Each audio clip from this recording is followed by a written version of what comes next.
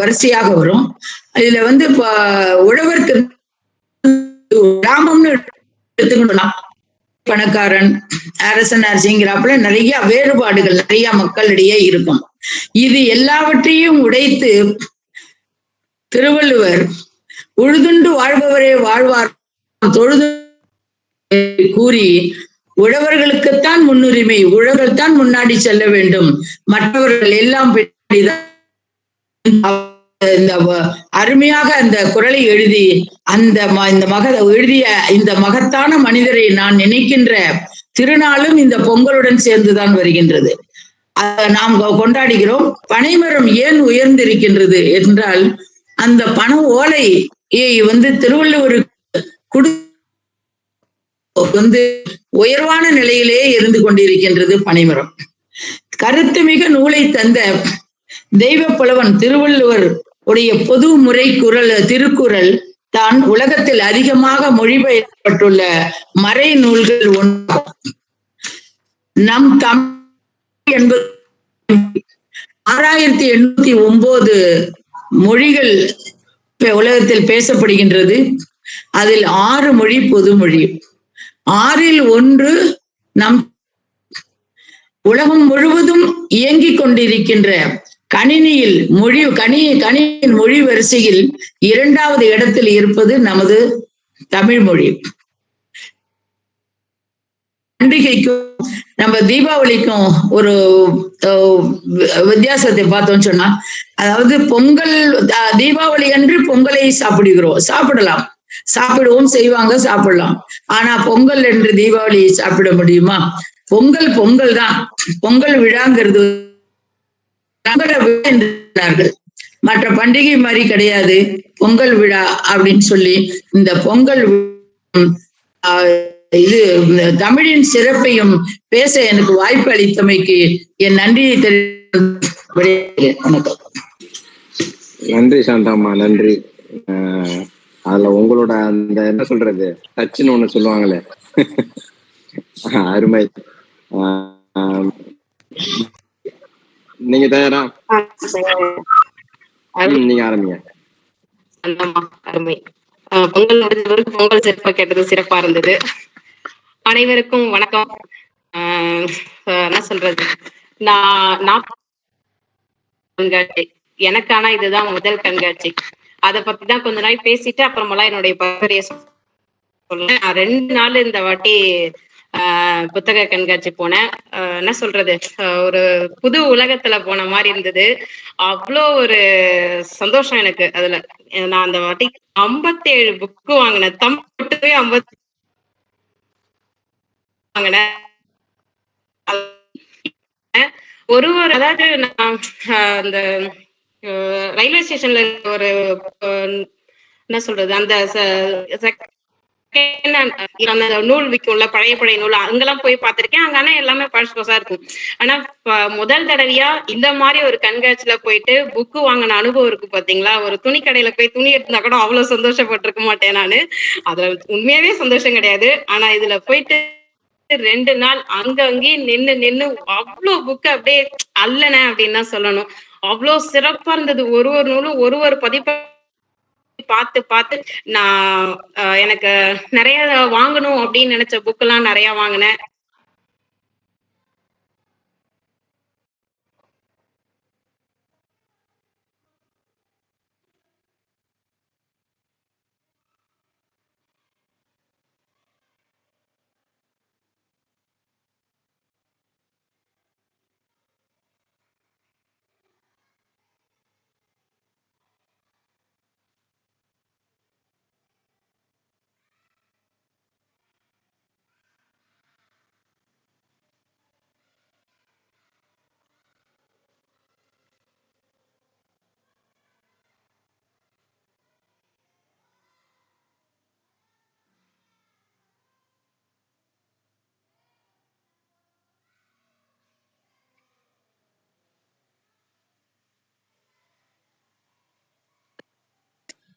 அவருடைய சிறுகதை நூல்லாம் ரொம்ப நாளா தேடிக்கிட்டு இருந்தேன். அந்த தொகுப்பு கிடைச்சது. அதை ரொம்ப சந்தோஷப்பட்டு வாங்கியிருந்தேன். அப்புறம் அதுக்கடுத்து பாத்தீங்கன்னா நிறைய நாவல்ஸ் எல்லாமே அவ்வளோ. அப்புறம் எஸ் ராமகிருஷ்ணர் ஐயாவுடைய 5 நூல் வாங்கினேன். அதெல்லாம் வந்துட்டு வாங்கணும்னு ரொம்ப நாளா தேடிட்டு இருந்த நூல், அதெல்லாம் கிடைச்சது. அவர் அதுல அங்க போய் நின்று புக்கெல்லாம் வாங்கி அங்க எடுத்து புகைப்படம் எல்லாம் எடுத்துட்டு வந்தேன் நானு. அவரை தான் பார்க்க முடியல, ஏன்னா எங்களுக்கு நேரம் இல்ல. அதெல்லாம் வாங்கினேன். அப்புறம் பாவேந்தரோடைய குடும்ப விளக்கு நூல் வாங்கினேன். எனக்கு அவ்வளோ ஒரு சந்தோஷம் அது வாங்கினதுல. நிறைய அதான் சொல்றேன், மொத்தமா வந்து 57 நூல் வாங்கினேன். அதுல சாகித்யாகாமி மட்டும் 10 புக்கு வாங்கியிருந்தேன். எல்லாமே பெரிய பெரிய நூலு. அதுக்கடுத்து பாக்கு தோட்டம் வண்ணனுடைய ஒரு நாவல், கட்டுரை தொகுப்புன்னு நினைக்கிறேன். எது எதுனாலாம் தெரியாது, ஆனா பார்த்தவொடனே எடுக்கணும் அப்படின்றதுல அந்த மாதிரி நூல் ஒண்ணு வாங்கினேன். அடுத்து மனுஷியபுத்திரன் அவர்களுடைய கவிதை நூல் 2 தொகுப்பு அது வாங்கியிருந்தேன். அப்புறம் உலக சினிமா செழியன் அவர்களுடைய நூல், நல்லா அது இவ்வளவு பெருசு. போன வாட்டி ₹1 நூல் வாங்கியிருந்தோம், இந்த வாட்டி அந்த பெரிய நூலையும் வாங்கிட்டோம். எங்க வீட்டுக்காருக்கு ரொம்ப பிடிச்சது, அது வாங்கியிருந்தோம். ஸோ 2 நாள் அவ்வளோ, கிட்டத்தட்ட முதல் நாள் போய் ஒரு 4 கட்டப்பை, 2ஆம் நாள் போய் ஒரு 4 கட்டப்பை வாரிக்கிட்டு வந்து அதெல்லாம் அடுக்கி ஒரு அதனுடைய எல்லா தொகுப்பையும் எடுத்து எழுதி வச்சிருக்கிறேன். எல்லாத்தையும் படிக்கணும். படிச்சுட்டு வந்து ஒன்னொன்னு அவங்களுக்கு சொல்றேன் நானு. அதுக்கடுத்து என் பையனுக்காக ஒரு 11 புக்கு, தமிழ் புக் மட்டுமே. எஸ் ராமகிருஷ்ணனுடைய புக்கு மட்டுமே ஒரு 5 புக்கு. அதுக்கடுத்து காமிக்ஸ் அதுல ஒரு 6 புக்கு. அவனுக்கு ரொம்ப சந்தோஷம் அவ்வளவு வாங்கினதுல. அதே மாதிரி புதுச்சேரி காரைக்கால் அதாவது 20ஆம் நூற்றாண்டு புதுச்சேரி காரைக்கால் சிறுகதை தொகுப்பு அப்படின்னு ஒரு பெரிய நூல், அது ஒண்ணு வாங்கியிருந்தோம். ஸோ நிறைய வாங்கியிருந்தேன். அப்புறமெல்லாம் இன்னும் சில இதெல்லாம் வாங்கணும்னு நினைச்சிருந்தோம், ஆனா இதெல்லாம் படிச்சுட்டு அப்புறமெல்லாம் வாங்கிடலாம் அப்படின்ட்டு கொஞ்சோண்டு எடுத்து வச்சிருக்கிறோம். அதெல்லாம் அடுத்த வருஷம் வாங்கிக்கலாம் அப்படின்ட்டு. எனக்கு ரொம்ப சந்தோஷமா இருந்தது போய் அங்க நூல் வாங்கினதுல. இதுக்கப்புறம் யாராவது போகணும்னா போயிட்டு நல்லா வாங்குங்க அடுத்த வருஷமாவது. என்னுடைய சந்தோஷத்தை உங்ககிட்ட பகிர்ந்துகிட்டேன். அதுக்கப்புறம் பாத்தீங்கன்னா, நான் இந்த மாதம் படித்த நூல்கள்ல வந்துட்டு ஒரு சிலதை சொல்றேன். 2 வரிகள் சொல்லிட்டு ஒரு நூலை பத்தி கொஞ்சம் விரிவா பேசலாம் அப்படின்னு இருக்கேன். முதல் நூல் வந்து வேலு நாச்சியார். வேலு நாச்சியார் அதனுடைய ஆசிரியர் வந்து ஜீவபாரதி. இது ரொம்ப சிறப்பா இருந்தது. நிறைய பேர் இதை பத்தி பேசியிருந்தாங்க. நான் படிச்சேன். அதாவது 18ஆவது நூற்றாண்டுன்னு நினைக்கிறேன், 1700 அந்த காலத்துல, 1600 அந்த காலத்துல ஒரு பெண்மணி எவ்வளவு சிறப்பா வந்து ஆட்சி பண்ணிருக்கிறாங்க, எவ்வளவு அவங்களுடைய பங்கேற்பை கொடுத்திருக்கிறாங்க. அப்பவே அது எனக்கு ரொம்ப பிடிச்சதுன்னு பாத்தீங்கன்னா, அவங்க அப்பவே அவங்களுக்கு வந்து 5 மொழிகள் தெரியும். அந்த 5 மொழிகளையும் ரொம்ப தெளிவா பேசுவாங்கன்றதுலாம் ரொம்ப சிறப்பா இருந்தது. அதுக்காக அவங்களுடைய உழைப்பை எவ்வளவு போட்டிருக்காங்க அப்படின்றது அந்த நூல் படிச்ச பிறகு ரொம்ப அப்படியே எனக்குலாம் அப்படியே புல்லரிச்சுது அப்படின்னு தான் சொல்லணும். அது ஒரு சிறப்பான நாவல். அதுக்கடுத்து எரியும் பனிக்காடு, இது ஏற்கனவே ரொம்ப கொடுமை. நான் கூப்புக்காடு ஏற்கனவே சொல்லியிருக்கிறேன். கூப்புக்காடுக்கு முன்னாடி வந்தது எரியும் பனிக்காடு. இது 1974 வந்திருக்குன்னு நினைக்கிறேன். எனக்கு ஆனா இப்பதான் தெரியும், ஒரு 2 வருஷமா தான் தெரியும். அது மறந்துட்டேன் நான், அப்பவே வந்தது. அந்த நாவலை தழுவிதான் பரதேசி அப்படின்ற படம் வந்ததுன்னு நினைக்கிறேன். அதை நான் அந்த படம் பார்த்ததில்ல. ஆனா சமீபத்துல ஒரு குறும்படமா அதை பார்த்தேன். அப்பதான் தெரிஞ்சது நம்ம படிச்ச மாதிரியே இருக்குன்னு. அப்புறம் தான் எனக்கு அந்த படம் வந்ததே தெரியும். ஆனா அந்த நாவல் படிச்சுட்டு ரொம்ப மறந்துட்டேன். அவ்வளோ ஒரு கொடுமையான ஒரு, நம்ம வந்து டெய்லியும் தேநீர் இல்லைன்னா நமக்கு எல்லாம் தூக்கம் வராது. ஆனா அந்த தேநீருக்காக மக்கள் எவ்வளவு கஷ்டப்படுறாங்க அந்த மலையில.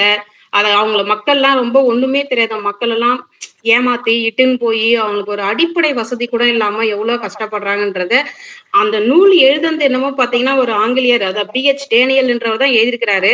ஆனா அதை வந்து தமிழ்ல மொழிபெயர்த்தவர் ஈரா முருகவேல். அது தமிழ் நூல் மாதிரியே இருந்தது. அவர் அவ்வளவு சிறப்பா மொழிபெயர்த்துக்கிறாரு. ஆனா அனைவரும் படிக்க வேண்டிய ஒரு நூல். அந்த தேநீருடைய தேயிலையுடைய வரலாறை கண்டிப்பா நம்ம எல்லாரும் தெரிஞ்சுக்கணும். அதுக்கப்புறம் 3ஆவது நூல் வந்திருக்கு. அந்த நூல் வாங்கலான்னு பார்த்தேன். இதனுடைய தாக்கெல்லாம் முடியட்டும், அப்புறமேல அதை வாங்கலான்ட்டு கம்முன்னு வந்துட்டேன் நான். அவ்வளோ கொடுமையா இருந்தது. அந்த நாவல் படிச்சுட்டு ஒரு மாதிரி இருந்தேன் நான் ஒரு வாரம், பேய் அரைஞ்ச மாதிரி அப்படிதான் சொல்லணும். ஒன்னொன்னையும் படிக்க படிக்க அவ்வளோ ஒரு வலி உள்ள ஒரு நாவல் அது. அதையும் கண்டிப்பா எல்லாரும் வாசிக்கணும். அதுக்கப்புறம் மெரினா, இது வந்து ஒரு குறு நாவல். சுஜாதா ஒரு என்ன சொல்றது, விறுவிறுப்பா படிச்சுட்டு போலாம். குறு நாவல் தான் அது. சுஜாதாவுடைய கதை எல்லாருக்கும் தெரியும், அது ரொம்ப விரிவா சொல்ல தேவையில்ல. அதுக்கடுத்து ஒரு நடிகை நாடகம் பார்க்கிறாள், ஜெயகாந்தனுடைய நாவல். இதுக்கு முன்ட்டு நான் வந்து இந்திரா சௌந்தரராஜனுடைய இது ஒண்ணு படிச்சிருந்தேன். ஆஹ் ஐயோ மறந்து போச்சே. அதுவும் கிட்டத்தட்ட இதே மாதிரிதான். அது என்னன்னா, நாடகம் நடத்துறவங்களுடைய வாழ்க்கை, அவங்களுடைய வாழ்க்கை எப்படி இருக்கு, அவங்க அதுல எவ்வளவு கஷ்டப்படுறாங்க அப்படின்றத அதே மாதிரிதான் அதுவும் இருக்கும். அது வீதின்னு நினைக்கிறேன் அந்த கதையோட பேரு. இதுவும் அதே மாதிரிதான். ஆனா ஜெயகாந்தன் அவங்களுடைய பாணியில ரொம்ப சிறப்பா எழுதிக்கிறாங்க. அவங்களுடைய அந்த ஒரு பெண் கதாபாத்திரம் அவங்களுக்குள்ள, அதாவது நம்ம ஒரே நிலையில இருக்கிறது இல்ல. ஒரு ஒரு காலகட்டத்திலயும் நம்மளுடைய மனசு எப்படி எல்லாம் மாறிக்கிட்டு இருக்கு, எப்படி எல்லாம் போகுது அப்படின்றத வச்சு ரெண்டு கதாபாத்திரத்தை வச்சு அவர் எழுதிக்கிறாரு. ரொம்ப சிறப்பா இருந்தது. இதெல்லாம் ரொம்ப குறுகிய காலகட்டத்திலேயே படிச்சுட்டேன் நான். ரொம்ப நல்லா இருந்துச்சு. அதையும் எல்லாரும் வாசிக்கலாம்.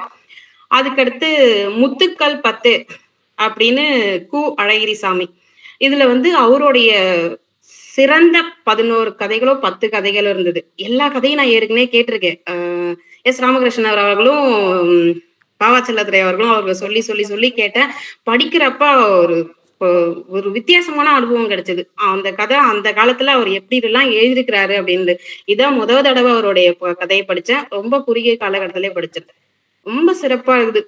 அந்த காலகட்டத்திலே போய் வாழ்ந்த மாதிரி நமக்கு எல்லாம் ஒரு அனுபவம். அந்த 11 கதையும் அவ்வளவு சிறப்பா இருந்தது. அது ஒண்ணு. அதுக்கடுத்து மில் மில் மா காமுத்துறை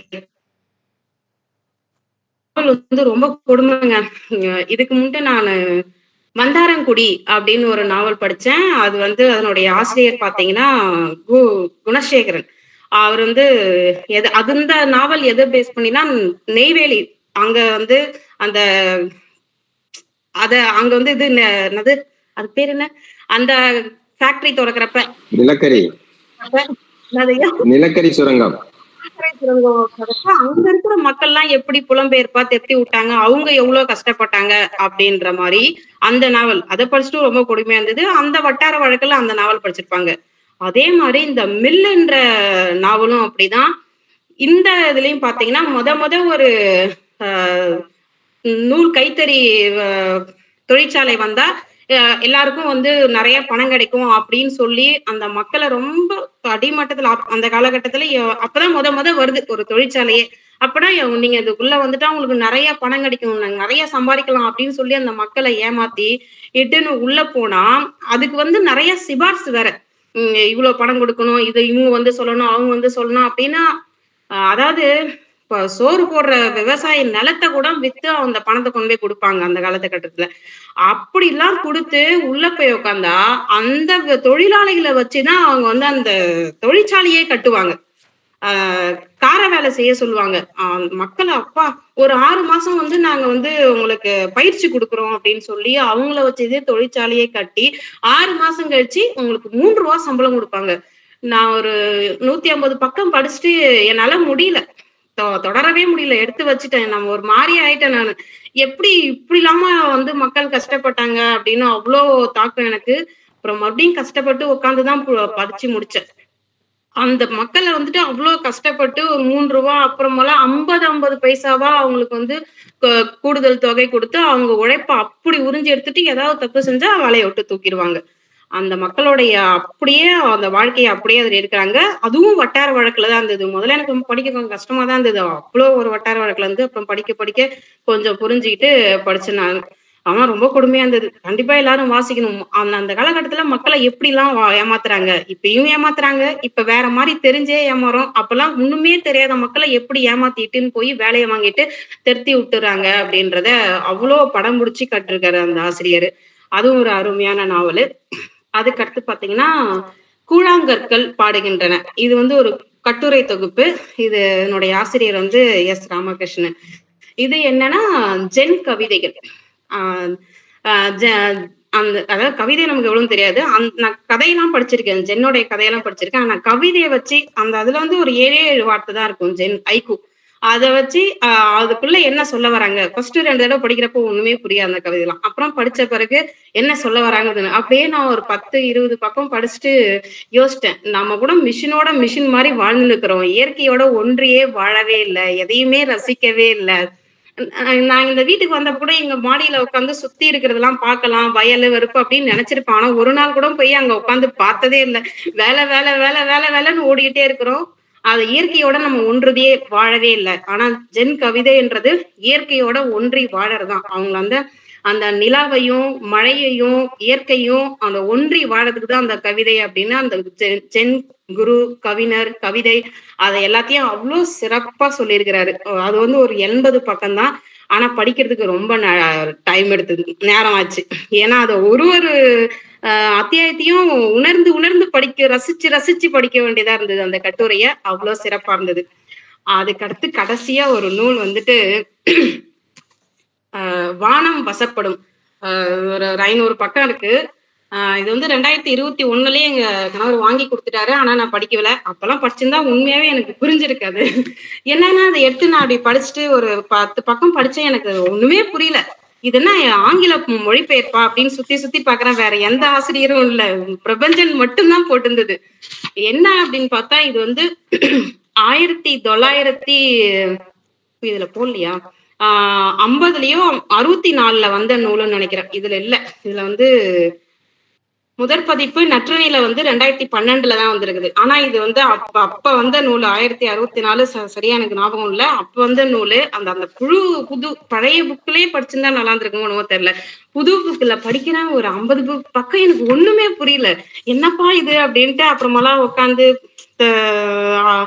இணையத்துல போய் நிறைய குறும்படங்கள் அது இதுன்னு எதையோ கேட்டு அதை கொஞ்சம் படிச்சுட்டு அப்ப என்னன்னு கொஞ்சோண்டு புரிஞ்சுக்கினா அப்புறம் உட்காந்து ஒரு நாளைக்கு ஒரு அத்தியாயம் படிப்போம் அப்படின்லாம் படிச்சேன். அப்புறமெல்லாம் நேத்து காலையில உட்காந்து ஒரு 250 பக்கத்தை நேத்து நைட்டு 11 மணிக்குள்ள படிச்சு முடிச்சிட்டேன். அந்த காலகட்டத்திலேயே போயிட்டு, அதாவது 18வது நூற்றாண்டுலயே போய் வாழ்ந்துட்டு வந்துட்டேன் அப்படின்னு தான் சொல்லணும். என்னன்னா நான் அங்கதான் புதுவையில தான் வாழ்ந்தேன். புதுவை, விழுப்புரம், இப்பதான் சென்னை, நடுவுல கடலூர், எல்லா ஊரும் இதுல வருது. வழுதாவூர், அரியாங்குப்பம், இந்த மஞ்சக்குப்பம், எல்லா ஊரையும் இதுல சொல்லியிருக்காங்க. அந்த காலகட்டத்துல பிரெஞ்சுக்காரர்களுடைய வாழ்க்கை எப்படி இருந்தது, அந்த துறை அவர்களுடைய வாழ்க்கை எப்படி இருந்தது, இதுல ஆனந்தரங்க பிள்ளை அப்படின்றதுதான் ரொம்ப ஒரு முக்கியமான கதாபாத்திரம். அதுக்கடுத்து துப்ளக்ஸ், அவரு பிரெஞ்சு துரை, அவருடைய மனைவி. அப்பா, அந்த பொண்ணுக்கு அந்த லேடி கேரக்டரை போட்டு இந்த நாவலை பயங்கரமா விறுவிறுப்பா கொண்டு போட்டாரு. ஆனாலும் மனசு கேட்கல, இவ்வளவு கொடுமையாலாம் இருக்குமா அப்படின்ட்டு. அதாவது பாமர மக்களை எப்படிலாம் ஏமாத்தி அந்த பணத்தை புடுங்குறாங்க. அதாவது அடித்தட்டுல இருந்து மேல்மட்ட வரைக்கும் எல்லாரையும் ஏமாத்தி பணம் புடுங்கிறது எப்படி அப்படின்னு இதுல அவ்வளோ அந்த அதாவது நம்ம ஒரு படம் பார்த்தா நமக்கு ஒரு முடிவு இருக்கணும். அந்த முடிவு இருந்தாதான் நமக்கு திருப்தியா இருக்கும். ஆனா முடிவே இல்லாம அங்கங்க அப்படி எப்படி நடந்தது, எப்படிலாம் இருந்தாங்க அப்படின்ட்டு அப்படியே கொட்டா சொல்லிட்டு போறாரு ஆசிரியர். அந்த அங்கேயே போய் வாழ்ந்துட்டு வந்த அப்படி ஒரு அனுபவம் எனக்கு கொடுத்தது. ரொம்ப சிறப்பான நாவல். உட்காந்து படிச்சீங்கன்னா செமையா இருக்கும். நான் கண்டிப்பா எல்லாரும் வாசிக்கணும். அந்த காலகட்டத்துல பிரெஞ்சுக்காரங்களுடைய ஆதிக்கம், இங்கிலீஷ்காரங்களுடைய ஆதிக்கம், தமிழர்கள், அதாவது அப்பெல்லாம் தமிழ் மக்களை தமிழர்களும் கிறிஸ்துவர்கள், கிறிஸ்துவரும் முஸ்லிம், இந்த 3 சமூகமும் எப்படிலாம் இருந்தாங்க, அவங்களுடைய வாழ்க்கை முறை என்ன, எல்லாத்தையும் அவ்வளவு சிறப்பா சொல்லிக்கிறாரு. நான் இருந்த இடத்தை எல்லாத்தையும் இதுல சொல்றதுல எனக்கு இன்னும் கொஞ்சம் அப்படியே ஒன்றி போயிடுச்சு இந்த நாவல். ரொம்ப சிறப்பா இருக்குது. கண்டிப்பா எல்லாரும் வாசிங்க. அந்த காலகட்டத்திலே போய் வாழ்ந்து வந்த ஒரு இன்பத்தை கொடுத்தது அப்படின்னு தான் சொல்லணும். ரொம்ப சிறப்பா இருந்தது. ஓரளவு சொல்லிப்பேன்னு நினைக்கிறேன். இதுவரை கேட்ட அனைவருக்கும் நன்றி. நன்றி மங்கை, நன்றி. எங்களுக்கு கவலை இல்லை. இன்னும் ஒரு வருஷத்துக்கு ஒரு 10 நிமிஷத்துக்கு ஆள் இருக்காங்க. அப்படியே மாசம் ஒரு புக்கு சொன்னா கூட ஒரு வருஷத்துக்கு எங்களுக்கு ஆள் கிடைச்சாச்சு. ரொம்ப நன்றி. உங்களோட இந்த என்ன சொல்றது, வீட்டுக்கு கூட வந்தீங்க, புக்ஸ் நம்ம நூல்களை பத்தி எல்லாம் பேசணும். நிறைய வாசிங்க. மற்றவங்களையும் ஊக்கப்படுத்துறதுக்கு ரொம்ப நன்றி. அரசு மகன் தயாரா? தொடங்கலாம். அனைவருக்கும் வணக்கம். என் பெயர் அரசுமகன். நான் வ.உ. சிதம்பரம் பிள்ளை பற்றிய புத்தகத்தை வாசிக்கப் போகிறேன். கப்பல் ஒட்டிய தமிழன் என்ற தலைப்பில் சிலம்பு செல்வர் டாக்டர் ம.பொ. சிவஞானம் எழுதியது.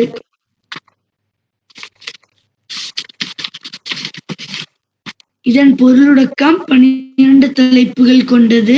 நான் 2 தலைப்புகள் வாசிக்கப் போகிறேன்.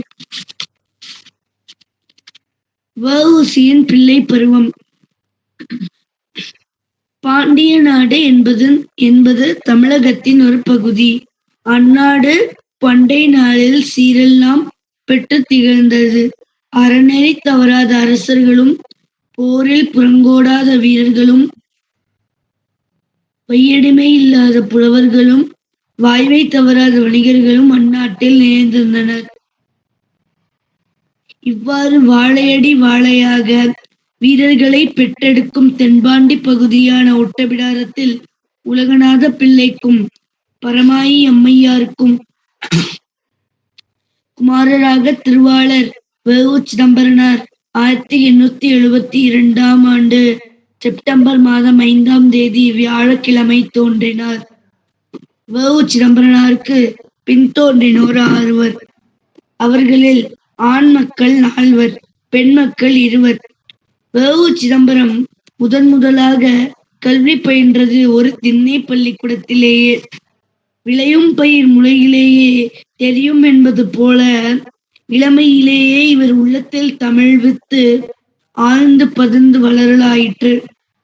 ஒரு தமிழ் மகன் கற்க வேண்டிய அத்தனை தமிழ் நூல்களையும் கவனமாக கற்பித்தார் திண்ணை பள்ளிக்கூட ஆசிரியரான வீரபெருமாள் அண்ணாவியார். அரிச்சுவடியில் துவங்கி நன்னெறி, மூதுரை போன்ற ஒழுக்க நூல்கள் பலவற்றையும் பழுதர கற்றார் வ.உ. சிதம்பரம். அன்னை மொழியை பயில்வித்த பின்னர் ஆங்கில மொழியையும் கற்பிக்க விரும்பினார் சிதம்பரத்தின் தந்தை.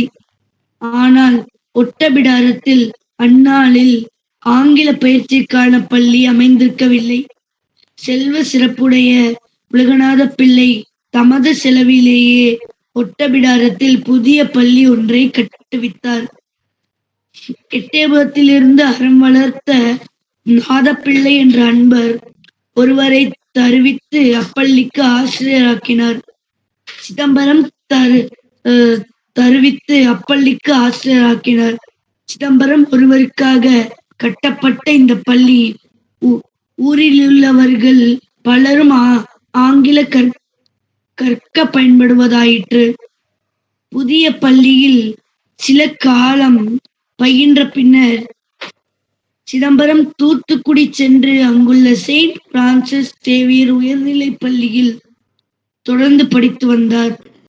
உயர்நிலை பள்ளி படிப்பு முடிந்ததும் கால்டுவெல் கல்லூரியில் சேர்ந்து மெட்ரிகுலேஷன் தேர்விலும் வெற்றியடைந்தார். மாணவர் சிதம்பரம் நாட்டு கல்வியில் நாட்டமுடையவராதலால் இவருக்கு ஆங்கிலத்தினும் தமிழறிவே சிறந்து விளங்குவதாயிற்று. கட்டுக்கடங்காத காலை. துள்ளித் திரியும் பருவத்தில் பிள்ளை விளையாட்டுகள் எத்தனையுண்டோ அத்தனையிலும் பயிற்சி பெற்றார் சிதம்பரம். அவர் பயின்ற வீர விளையாட்டுகளை அவரே கூற கேளுங்கள்.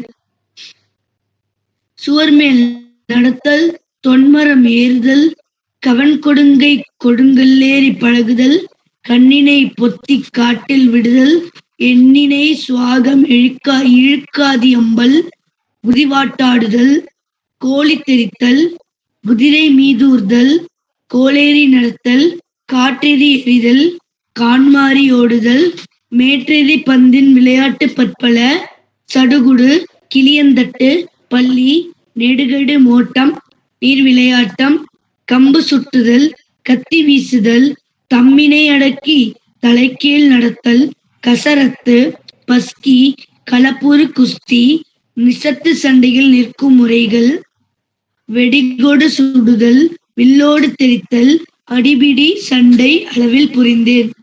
பிற்காலத்தில் தமிழினத்தின் வீர தலைவராக விளங்கவிருக்கும் சிதம்பரம் தமிழகத்துக்கே உரிய வீர விளையாட்டுகளை விரும்பி கற்றதில் வியப்பில்லை என்றோ. சிதம்பரம் தமது பள்ளி பருவத்தில் கட்டுக்கடங்காத காளையாக திரிந்து வந்தார். அவரிடமிருந்த துடுக்குத்தனங்கள் சொல்லி முடியாதன. தந்தை உலகநாத பிள்ளை சிதம்பரத்திடம் வைத்த பேரன்பு காரணமாக அவரது பிள்ளைகள் அத்தனையும் சகித்துக் கொள்வார். ஆனால் தம்மால் சகித்துக் கொள்ள முடியாத சந்தர்ப்பங்களில் நெய்யை பிடித்து விடுவார். தந்தையார் அடிக்கும் போதெல்லாம் காளை சிதம்பரம் யாரிடமும் சொல்லிக் கொள்ளாமலே வீட்டை விட்டு ஓட்டம் முடிப்பார். ஒரு நாள் ஏதோ தவறு செய்தமைக்காக சிதம்பரத்தை அவரது தந்தையார் கடுமையாக அடித்து விட்டார். சிதம்பரம் பலமுறை தந்தையிடம் அடிபட்டு பழகியவர் என்றாலும் அன்று அடித்த அடிகளை அவரால் பொறுத்து கொள்ள முடியாமல் மனம் புண்பட்டு விட்டது. உடனே துறவு கொள்ள துணிந்து விட்டார். மறுகணமே மொட்டை அடித்துக் கொண்டு உடுத்தியிருந்த பட்டாடைகள் அனைத்தையும் களைத்தெறிந்து பருத்தி உடை கோவணத்துடன் பட்டினத்தார் போல் வேடம் பூண்டார். துறவி சிதம்பரம் பல நாள் உறக்கமின்றி ஊராக சுற்றி அலைந்து இறுதியாக மதுரையை சேர்ந்தார். அதுவரை பட்ட அல்லல்களால் மனம் மாறி இல்லந்திரும்ப எண்ணினார். ஒட்டபிடாரத்தில் உள்ள நண்பர் ஒருவருக்கு தன் உள்ள கிடக்கையை கடிதம் மூலம் தெரிவித்தார். இந்த செய்தி சிதம்பரத்தை தேடி அலைந்து கொண்டிருந்த தந்தைக்கும் எட்டியது. கன்றை பிரிந்த பசுவை போல கலங்கிக் கொண்டிருந்த அவர் ஓடோடியும் மதுரைக்கு சென்று மைந்தனை கண்டு மார்புற தழுவி கதறி அழுதார். பிறகு சிதம்பரத்திற்கு புத்திமதிகள் கூறி ஊருக்கு அழைத்து வந்தார். 3. வாய்மையுள்ள வழக்கறிஞர்.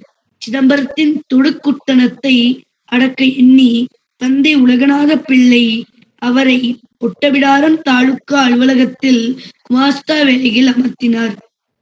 இந்த வேலையில் ஈடுபட சிதம்பரத்திற்கு விருப்பமில்லை என்றாலும் தந்தையின் கட்டளைக்கு கீழ்ப்படிந்தார்.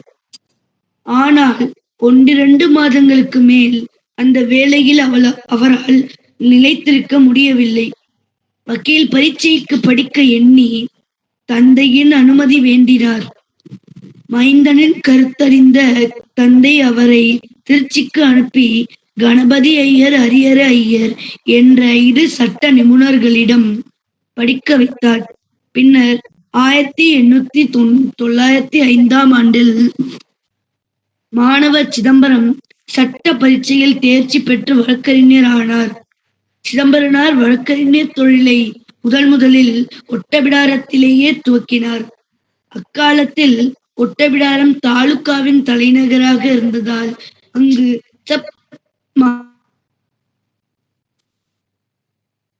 சிதம்பரனாரின் பெரிய தந்தையார் ஆகிய எல்லோருமே வழி வழக்கறிஞர் தொழிலில் ஈடுபட்டு வந்தனர். இதன் காரணமாக சிதம்பரனாரின் இல்லத்திற்கு வக்கீலையா வீடு என்ற சிறப்பு பெயர் வழங்கலாயிற்று. சிதம்பரனார் சிவில், கிரிமினல் என்னும் 2 துறைகளிலும் ஈடுபட்டு தொழில் புரிந்தார். என்றாலும் கிரிமினல் துறையில்தான் அவருக்கு திறமை அதிகம். அத்துறையில் அவர் தமது முன்னோரை விட அதிக புகழ் பெற்று விளங்கினார். வயதில் இளைஞராக இருந்ததும் பிற வழக்கறிஞர் இவரை கண்டு பொறாமை கொள்ளும் வண்ணம் தொழிலை திறம்பட நடத்தி வந்தார். மிக்க தேர்ச்சியும் திறமையும் வாய்ந்த வழக்கறிஞர்களை விட இவர் அதிக வருமானத்தை அடைந்து வந்தார். ஆனால் வ.உ.சி. தம் தொழிலில் வருமானம் ஒன்றே பெரிதென எண்ணாமல் ஒழுக்கம், வாய்மை, பிறர் நலம் பேணல் இவற்றையே குறிக்கோளாக கொண்டிருந்தார். இச்சீரிய நோக்கு சிதம்பரனாரிடம் வாழ்நாள் முழுவதும் காணப்பட்டது. சிதம்பரனார் தாம் எடுத்துக்கொண்ட வழக்குகளில் பெரும்பாலானவற்றில் வெற்றி பெறுவார். வெற்றி பெறாதென்று தெரிந்த வழக்குகளில் எதிர்கட்சியை அணுகி அறிவுரை கூறி சமரசம் செய்து வைப்பார். கட்சிக்காரருக்காக ஒருமுறை ஆஜராகிவிட்டால் மீண்டும் எக்காரணத்தை முன்னிட்டும் அவரை கைவிட மாட்டார். கட்சிக்காரர்களின் சுக துக்கங்களை தனது சுக துக்கங்களாக எண்ணி வாழ்க்கை நடத்துவார். கட்சிக்காரர்களிடம் ஏழை பணக்காரர் என்ற வேற்றுமை பாராட்டாமல் எல்லோரையும் ஒரே விதமாக மதிக்கும் இயல்புடையவர். வழக்கறிஞர் தொழிலில் வ.உ.சி.யிடம் இருந்த கடமை உணர்ச்சியும் நேர்மை உள்ளமும் கண்டு நீதிபதிகள் அவரை பெரிதும் மதித்து வந்தனர். வாணிப தொழிலில் கொள்வோருக்கும் கொடுப்போருக்கும் இடையே கைக்கூலி வாங்கும் தரர்கள் உண்டு. வாணிபத்தில் பிறந்த இந்த முறை வக்கீல் தொழிலிலும் புகுந்து வளர்ந்து வந்தது. கட்சிக்காரர்களை கொண்டு வக்கீலிடம் கமிஷன் பெறுவது இந்த தரகர்களின் வழக்கம். இதை வ.உ.சி. முற்றும் வெறுத்தார். இந்த செய்கை வக்கீல் தொழிலின் சிறப்பை கெடுப்பதாகவும் கருதினார். பெரும்பாலும் கட்சிக்காரர்களிடமிருந்து வக்கீல்கள் அதிக அளவிற்கு பணம் பறிக்கவே இந்த தரகர்கள் பயன்பட்டு வந்தனர். வ.உ.சி. தாம் எழுதிய பாடல் ஒன்றில் வக்கீலாய் நின்று வழிப்பறியே செய்யும் திக்கிலார் என்று ஒழுக்கங்கெட்ட வக்கீல்களை பற்றி குறை கூறுகிறார். போலீசார் யார் மீதாவது தவறாக வழக்கு கொடுத்திருப்பதாக தமக்கு தோன்றினால் அந்த நிரபராதிக்கு துணையாக நின்று கைமாறு கருதாது தம்மாளி என்ற உதவியை செய்வார். இதனால் போலீஸ் அதிகாரிகளின் ஆத்திரத்திற்கும் அதிகார கொடுமைக்கும் ஆளாக வேண்டி இருப்பினும் அவர் அஞ்சமாட்டார். சாட்சி கூண்டில் போலீசார் நிற்க நேர்ந்து விட்டால் போரும் வினாவென்னும் கோல் கொண்டு அவர்களை விரட்டி விரட்டி அடிப்பார். அவரது போக்கில் வெறுப்பு கொண்ட அதிகாரிகள் தலைமை காவலர் சுப்பிரமணியம் என்பவரை கொலை புரிந்ததாக அந்த வழக்கில் அவரையும் ஒரு குற்றவாளி ஆக்கினர். அந்த வழக்கில் குற்றவாளிகளுக்காக சிதம்பரனார் கோர்ட்டில் தோன்றாமல் செய்வதற்காகவே அதிகாரிகள் இந்த சதி செயலை புரிந்தனர். இந்த கொலை வழக்கில் சிதம்பரனார் எதிரிகளின் வக்கீலாக வருவதில்லை என்று வாக்குறுதி தந்தால் குற்றவாளிகள் பட்டியலிருந்து அவரது பெயரை நீக்கி விடுவதாக பேரம் பேசினர். சிதம்பரனார் சூழ்ச்சியால் வெல்லுந்திறனுடையவர். எனவே எதிரிகளுக்காக வழக்காடுவதில்லை என்று வாய்மொழியாக வாக்குறுதி தந்து அதிகாரிகள் சதியில் இருந்து விடுதலை பெற்றார். ஆனால் அந்த நிரபராதிகளுக்காக தாம் ஆற்ற வேண்டிய கடமையை கைவிடவில்லை.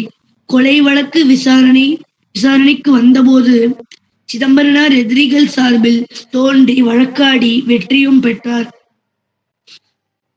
சிதம்பரனார் வாக்குறுதியை மீறி எதிரிகள் சார்பில் நின்று வழக்காடியது கண்டு ஆத்திரம் கொண்ட அதிகாரிகள் அந்த கொலை வழக்கில் சம்பந்தப்பட்ட பிராசிகூஷன் தரப்பு சாட்சியை எதிரிகள் தரப்புக்கு இழுக்க முயன்றதாக அவர் மீது வழக்கு தொடர்ந்தனர்.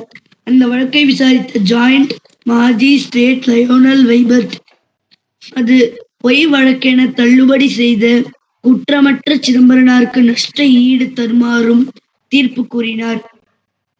பொய் வழக்கை ஜோடித்து உத்தமர் சிதம்பரனாருக்கு தொல்லை கொடுத்த தலைமை காவலரும் வேலை இழந்தான். இச்சம்பவத்திற்கு பின் போலீசார் சிதம்பரனாரின் பெயரை கேட்டாலே அவர் இருக்கும் திக்கு நோக்கி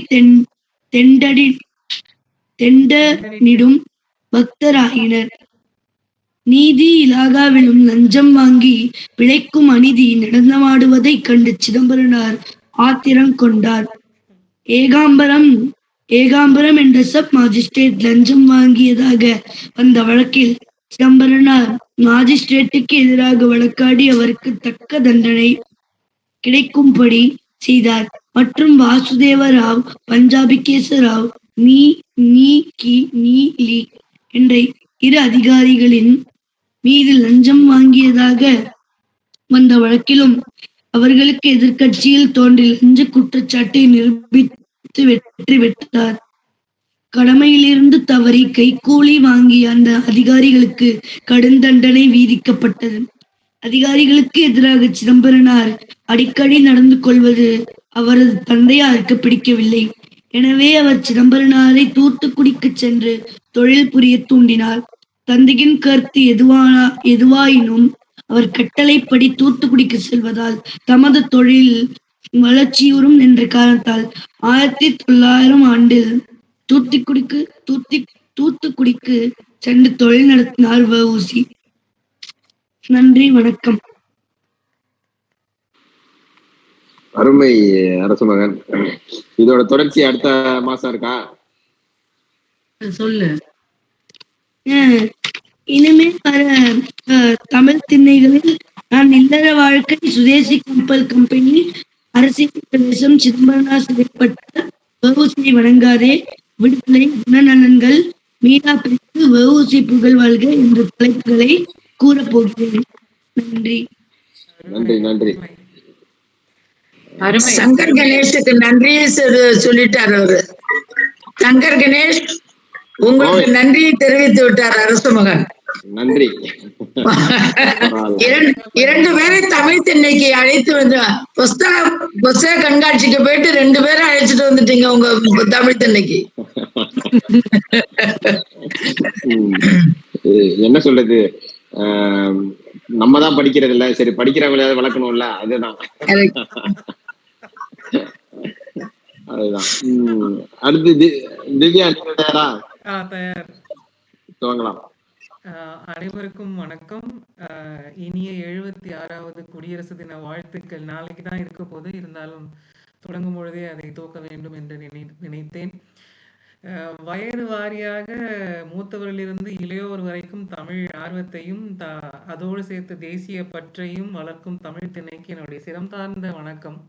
சங்கர் கணேஷ் அவர்களுக்கும் எங்களுக்கும் 2 புத்தகம்லாம் கொடுத்தீங்கன்னா நாங்களும் கொஞ்சம் வாசிப்போம். இது ஒரு சிறிய விண்ணப்பம் தான். சரி, இன்று நாம் சிவனை பத்தி ஏதாவது கொடுத்துறேன். மிக்க நன்றி ஐயா. கரெக்டா சொன்னீங்க. அவரே பாவம் வழி இல்லாம கண்ணு விழி பிரிங்கி உட்கார்ந்துருக்க திருவண்ணாமலையில. சரி, நம்ம இந்தியாவுடைய குடியரசு தன்மையினுடைய விஷயங்களை பற்றி பார்ப்போம். மங்கை ஏதாவது சொல்லணுமா? ஆமா, நான் ஒரே ஒரு விஷயம் சொல்லிடுறேன். ஓடி ஓடி அந்த சிவன் பாடல் வருதுல்ல, அந்த பாடல் வந்து டெய்லி நான் கேக்குறேன். நான் கேட்கலாம் எனக்கு ஒரு ஞாபகம் தான் வரும். டெய்லியும் காலைல ஏந்த உடனே அந்த பாட்டை வைப்பேன். ஃபர்ஸ்ட் சொந்த சஷ்டி, அதுக்கப்புறம் அந்த பாட்டு வைப்பேன். ஒவ்வொரு தடையும் அவங்க கேட்கறதுனா நீங்க அதுக்கு கொடுத்த விளக்கம் உங்க ஞாபகம் தான் எனக்கு வரும். அது உண்மையாவே நீங்க அதை சொன்ன அப்படியே இருக்கு. முதல் நீங்க அத வந்து இங்க சொன்னீங்க. ரொம்ப நன்றி. பிறந்த பிறவியின் பயன் அடைந்தேன். மிக்க நன்றி. அது சிவனுடைய அருள். அது தொடரும். நம்மளுடைய வேலை விதைப்பது மட்டுமே. சரி, அகண்டு விரிந்த இந்த உலகத்திலே இந்திய குடியரசு தினம் ஏன் இவ்வளவு முக்கியத்துவம் இதற்கு என்று யோசித்தோமையானால், அரும்பாடுபட்டு வாங்கிய சுதந்திரம் இன்னும் அடுத்த மாதங்களிலே, அடுத்த திங்களிலே அரசு மகன் அவர்கள் கப்பலோட்டிய தமிழனுடைய கதையும் கூறுவார் இங்கே. அப்பொழுது தெரியும் இந்த செக்கிழுத்த செம்மல் பட்ட கஷ்டங்கள், துயரங்கள் எப்பேற்பட்டவை என்று. நம்மால் அதையெல்லாம் தாங்க முடியுமா என்று நினைத்து கூட பார்க்க முடியவில்லை. எனினும் சுதந்திரம் பெற்ற பிறகும் இந்த குடியரசு என்று 1950வது வருடம் ஆரம்பிக்கிறார்கள். 1947லேயே நாம் சுதந்திரம் பெற்றுவிட்டாலும் கூட சுய ஆட்சி, தன்னிறைவு ஆட்சி என்று முழுமையாக ஆங்கிலேயருடைய பிடியில் இருந்து வெளியேறுவதற்கான ஒரு சம்பவமாகத்தான் இந்த குடியரசு தினம் என்பது நாம் கொண்டாடி கொண்டிருக்கின்றோம். இதனுடைய தத்துவத்தை நாம் எடுத்து பார்த்தோமேயானால், இதன் பின் என்னவெல்லாம் இருந்தது, என்ன நிகழ்வுகள் இருந்தது என்று நாம் சற்றே ஆராய்ச்சி செய்தால், கவர்மெண்ட் ஆஃப் இந்தியா ஆக்ட் 1935ஆம் வருடம் சுதந்திரம் வாங்குவதற்கு வெகு வருடங்களுக்கு முன்பாகவே தனித்து இந்தியா இயங்குவதற்கான ஒரு வழிமுறையை அவர்கள் இயற்ற ஆரம்பித்தார்கள். அதை அரசியல் அமைப்பு சட்டமாகவே கொண்டு வர வேண்டும் என்றும் அதனை கொண்டு வந்தார்கள். அதனுடைய அடிப்படையிலே உருவாக்கப்பட்ட விஷயங்கள் தான் டொமினியன் ஆஃப் இந்தியா என்று ஆங்கிலத்திலே அழைக்கிறார்கள் அதனை. அதனுடன் கூடவே ரிசர்வ் பேங்க் ஆஃப் இந்தியா என்று நாம் இங்கே RBI என்று வழங்கக்கூடிய அந்த வங்கியும் சரி, ஃபெடரல் கோர்ட் என்று நாம் இன்றும் வழங்கக்கூடிய இந்த ஜஸ்டிஸ் சிஸ்டம் அல்லது சட்டத்துறை என்று நாம் அழைக்கிறோம் அல்லவா, அதனுடைய அமைப்புகளையும் நாம் ஆங்கிலேயரிடத்தே நாம் அதை படிவமாக எடுத்துக்கொண்டு அதன் மூலமாக நம்முடைய சுய இதை நாம் பிரதிபலிக்க ஆரம்பித்தோம். அண்ணல் அம்பேத்கர் அவ்வளவு சிரமப்பட்டு 6 வருடங்கள் கிட்டத்தட்ட உலகில் இருக்கக்கூடிய அனைத்து நாடுகளிலும் இருக்கக்கூடிய இந்த கான்ஸ்டிடியூஷன் அல்லது அரசியல் அமைப்பு சட்டம் என்பதை பயின்று பல்வேறு நாடுகளில் இருக்கக்கூடிய பழக்கங்களிலிருந்து எடுத்துக்கொள்ளப்பட்ட கொள்கைகளின் அடிப்படையில் இந்திய அரசியல் அமைப்பு சட்டம் என்பதை உருவாக்குகிறார்கள். அந்த கான்ஸ்டிடியூஷன் ஆஃப் இந்தியா என்கின்ற அந்த புத்தகத்தையும் அதனுடைய அடக்கத்தில் இருக்கக்கூடிய அனைத்து விதமான சட்டங்களையும் இயற்றி அதை இங்கே அரங்கேற்றுகிறார்கள் என்று ஜனவரி மாதம் 26ஆம் நாள் 1950. சரி, இதனுடைய அடிப்படை என்ன? ஏன் நாம் நம்மளை குடியரசு நாடாக நாம் அறிவித்திருக்கிறோம் என்றால் இது முழுவதுமாக மன்னராட்சியோ அல்லது வாரிசு ஆட்சிகளோ இல்லாத மக்களால் ஏற்றப்பட்ட ஒரு ஆட்சியாக இருக்க வேண்டும் என்பதுதான் முக்கியமான தத்துவம். மக்களாட்சி என்பதுதான் முக்கியமான தத்துவம். அடுத்தது அதிகாரப்பூர்வமாக, அதாவது நமக்கு தேவைப்படக்கூடிய சட்டங்களை இயற்றுவதோ அதை நடைமுறைப்படுத்துவதோ நம்முடைய சுய அமைப்பின் மூலமாகவே எந்த விதமான ஆங்கிலேயருடைய தாக்கங்களும் இல்லாமல் இயற்றக்கூடிய அந்த சாவரனிட்டி என்று அழைக்கக்கூடிய இறையாண்மை, இதையும் நமக்கு கொடுத்தது இந்த குடியரசு சட்டமாகும். அதே போலவே கான்ஸ்டிடியூஷனல் சுப்ரீமசி என்று அழைக்கக்கூடிய அரசியல் அமைப்பு சட்டம், அதாவது இந்தியாவில் நீங்கள் பிறந்திருக்கக்கூடிய பிரதியாக இருக்கிறீர்கள் என்றால் நீங்கள் பண ரீதியாகவோ அல்லது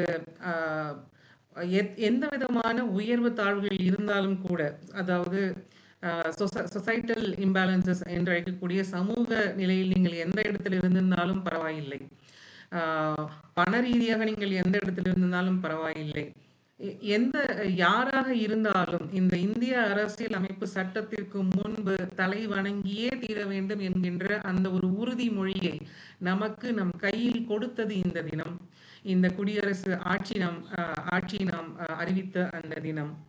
அதாவது சட்டத்திற்கு முன்பு அனைவரும் சமமே, நீங்கள் யாராக இருந்தாலும் சரி இந்திய துணை கண்டத்திலே என்று கொடுக்கப்பட்டது.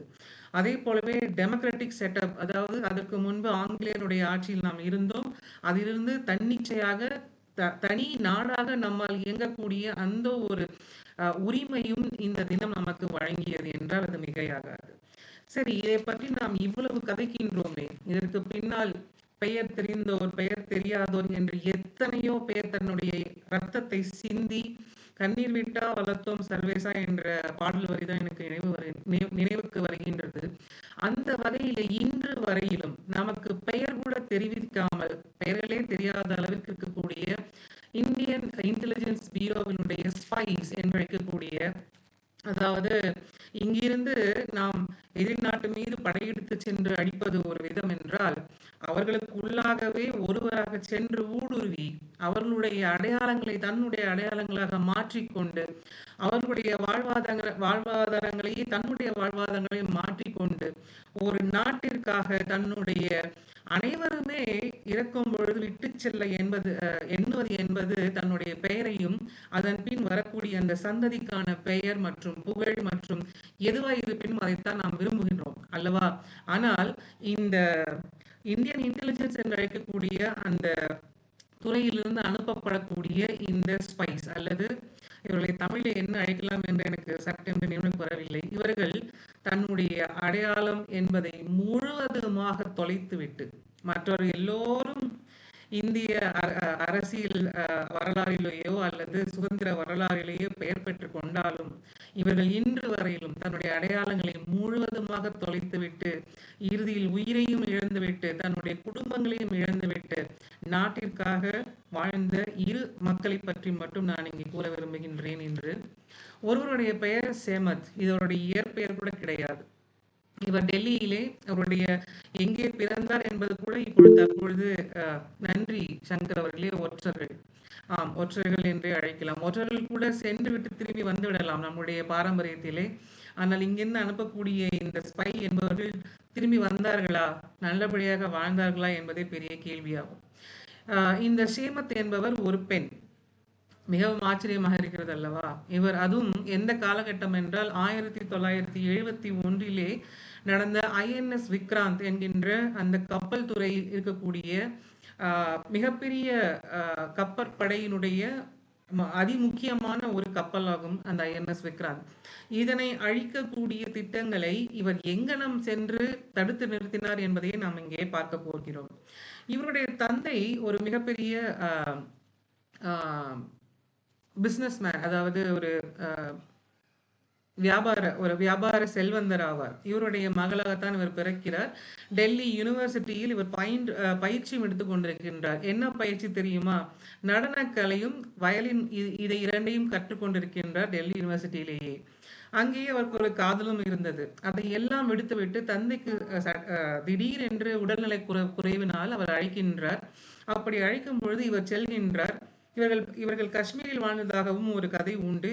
ஆனால் அதை இன்று வரை அறுதியிட்டு யாரும் கூறவில்லை, இவர்களுடைய பாதுகாப்பினை கருதி.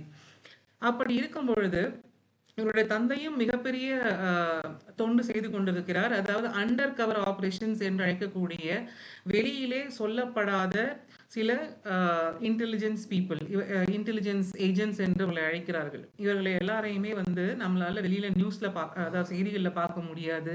இவருடைய இயற்பெயர் என்னன்றது கூட யாருக்குமே தெரியாது.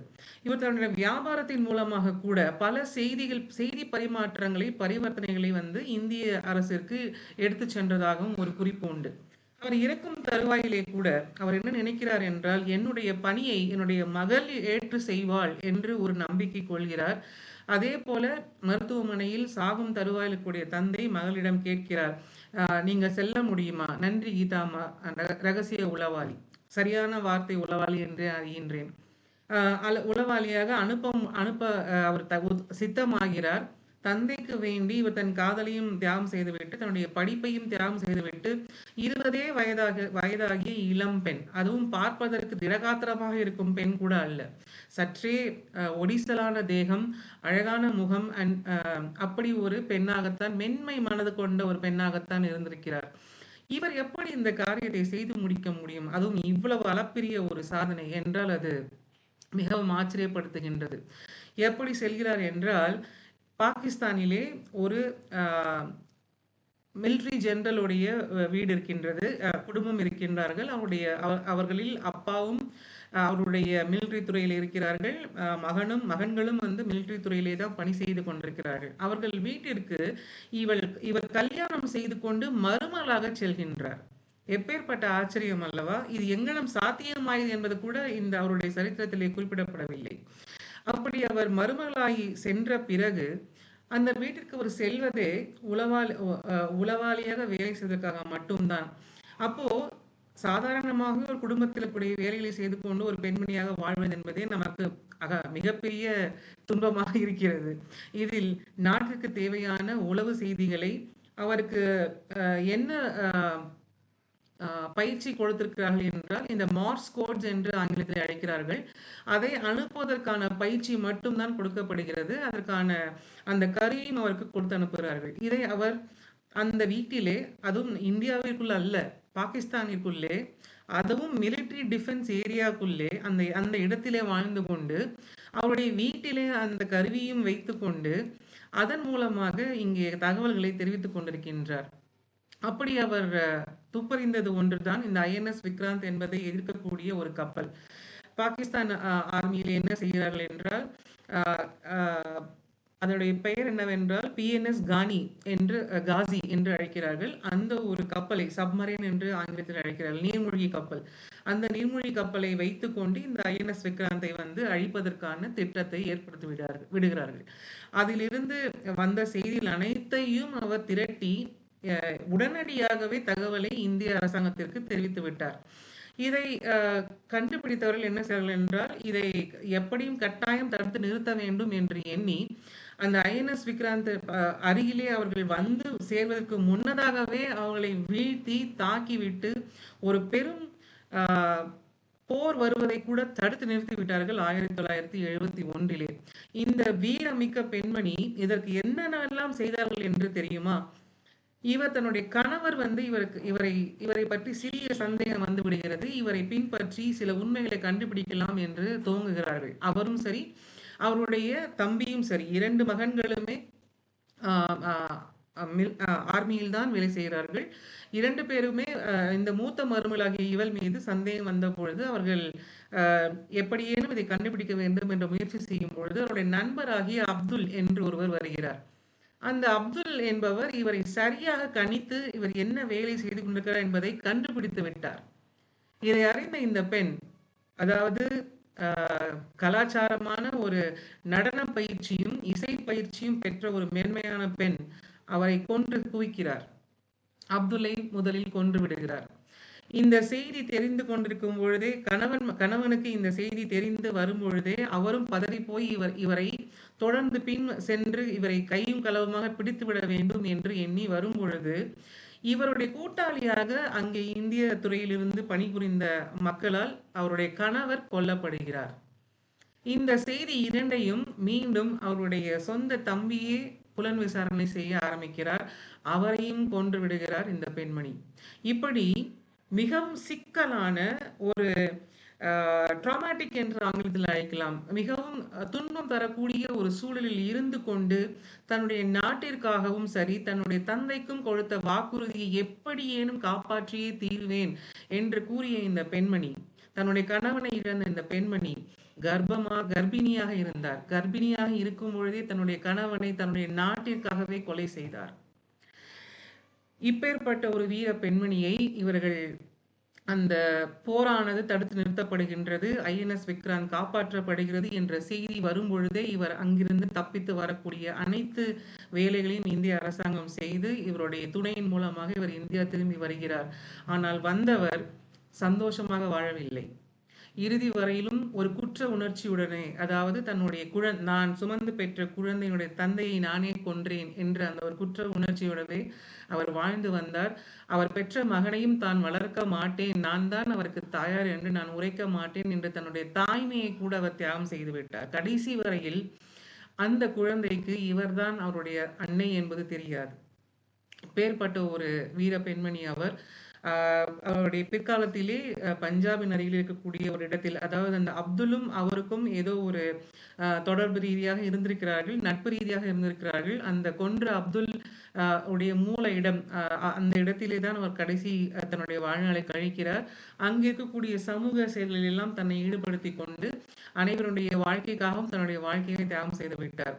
இவருக்கு பிறந்த அந்த பையனை தான் வளர்ப்பதாக சொல்லி இவருடைய முன்னாள் காதலர் வந்து கேட்கும் பொழுதும், இவரை தான் கல்யாணம் செய்து கொள்ள விரும்புகிறேன் என்றவர் கூறிய பொழுதும் வேண்டாம் என்று மறுத்துவிட்டு, இந்த குழந்தையை மட்டுமாவது நீங்கள் எங்கேனும் சென்று காப்பாற்றி விடுங்கள் என்று கூறுகிறார்.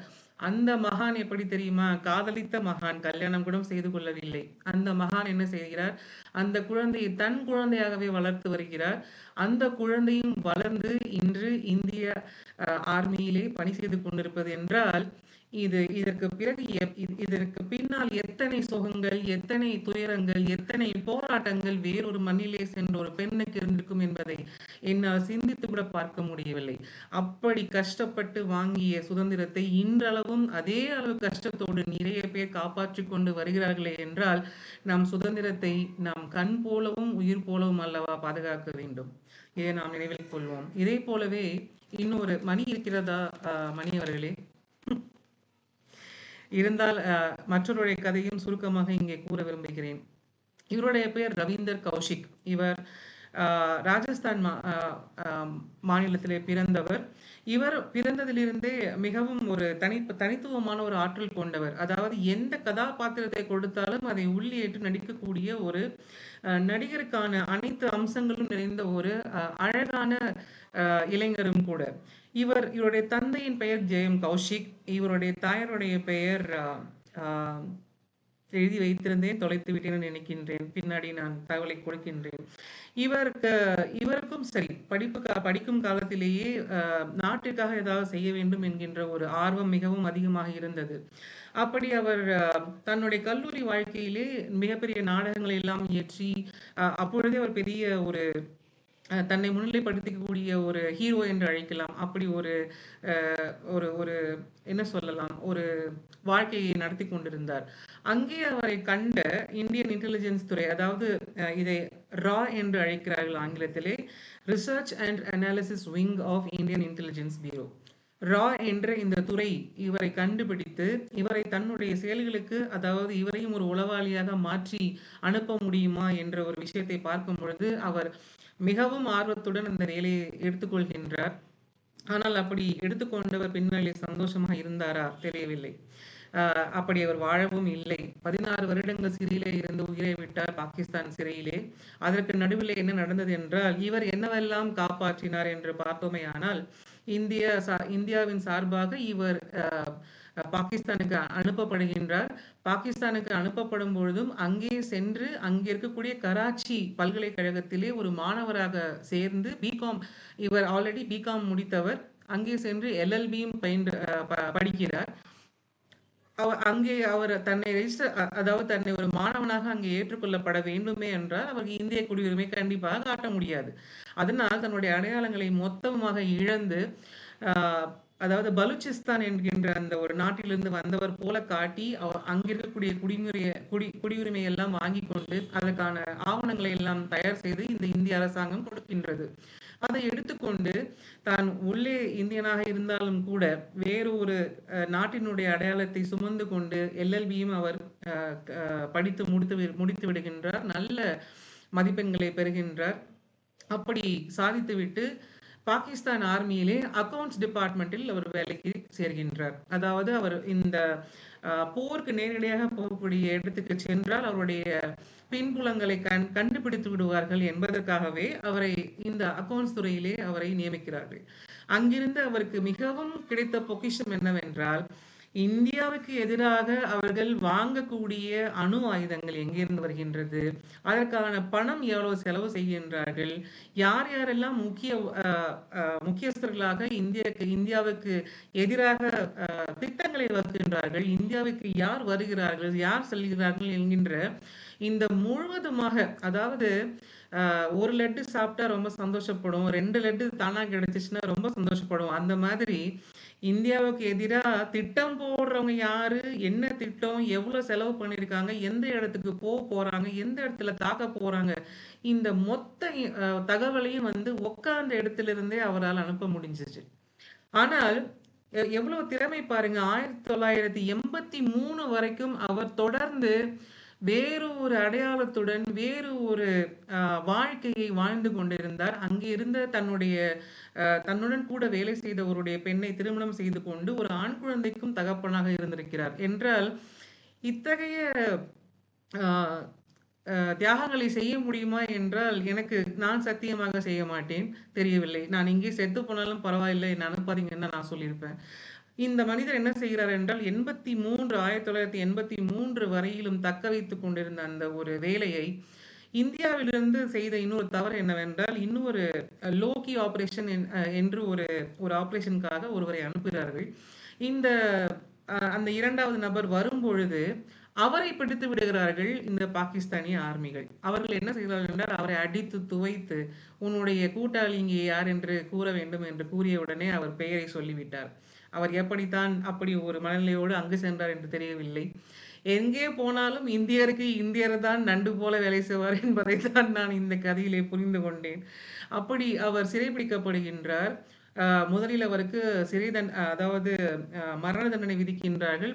பிற்காலத்திலே அதை மாற்றி வாழ்நாள் முழுவதும் மரண தண்டனை விதித்து விட்டால் உடனே இறந்து விடுவார், அதனால் வேண்டாம், அவரை உயிருடன் இருக்கும் வரையும் நாம் துன்பப்படுத்த வேண்டும் என்று கூறி மரணம் வரையிலும் அவர் அங்கே ஆயுள் தண்டனையாக மாற்றி விடுகின்றார்கள். 16 வருடங்கள் ஒரு சிறையிலிருந்து மற்றொரு சிறை, ஒரு சிறையிலிருந்து மற்றொரு சிறை என்று இப்படியாக கிட்டத்தட்ட 6-7 சிறைகளுக்கு அவர் அனுப்பப்படுகின்றார்.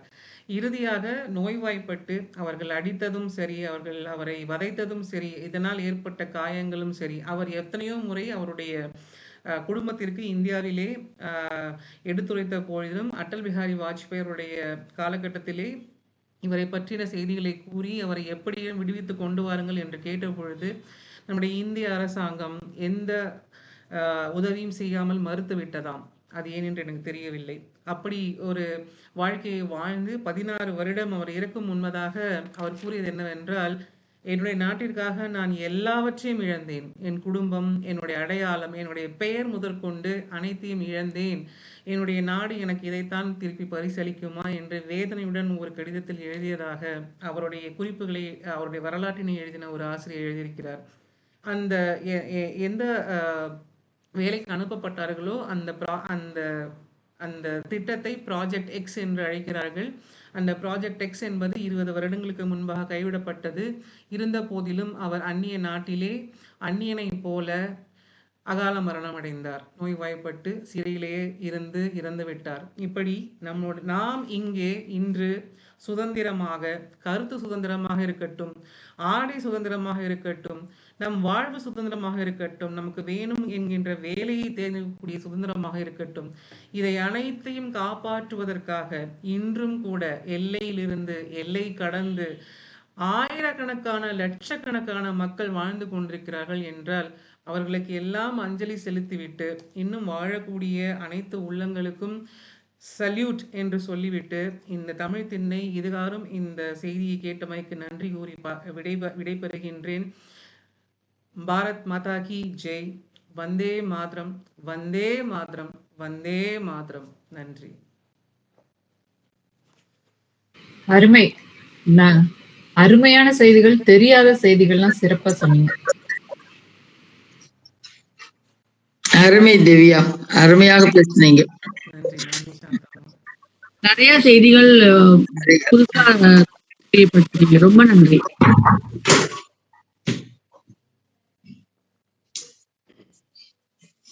அடுத்தது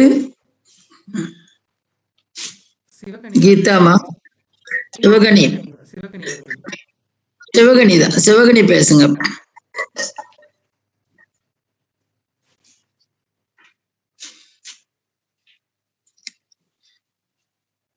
சிவகணி மியூட்ல இருக்கீங்க. கேட்கலாமா? மியூட்ல இருக்கீங்க.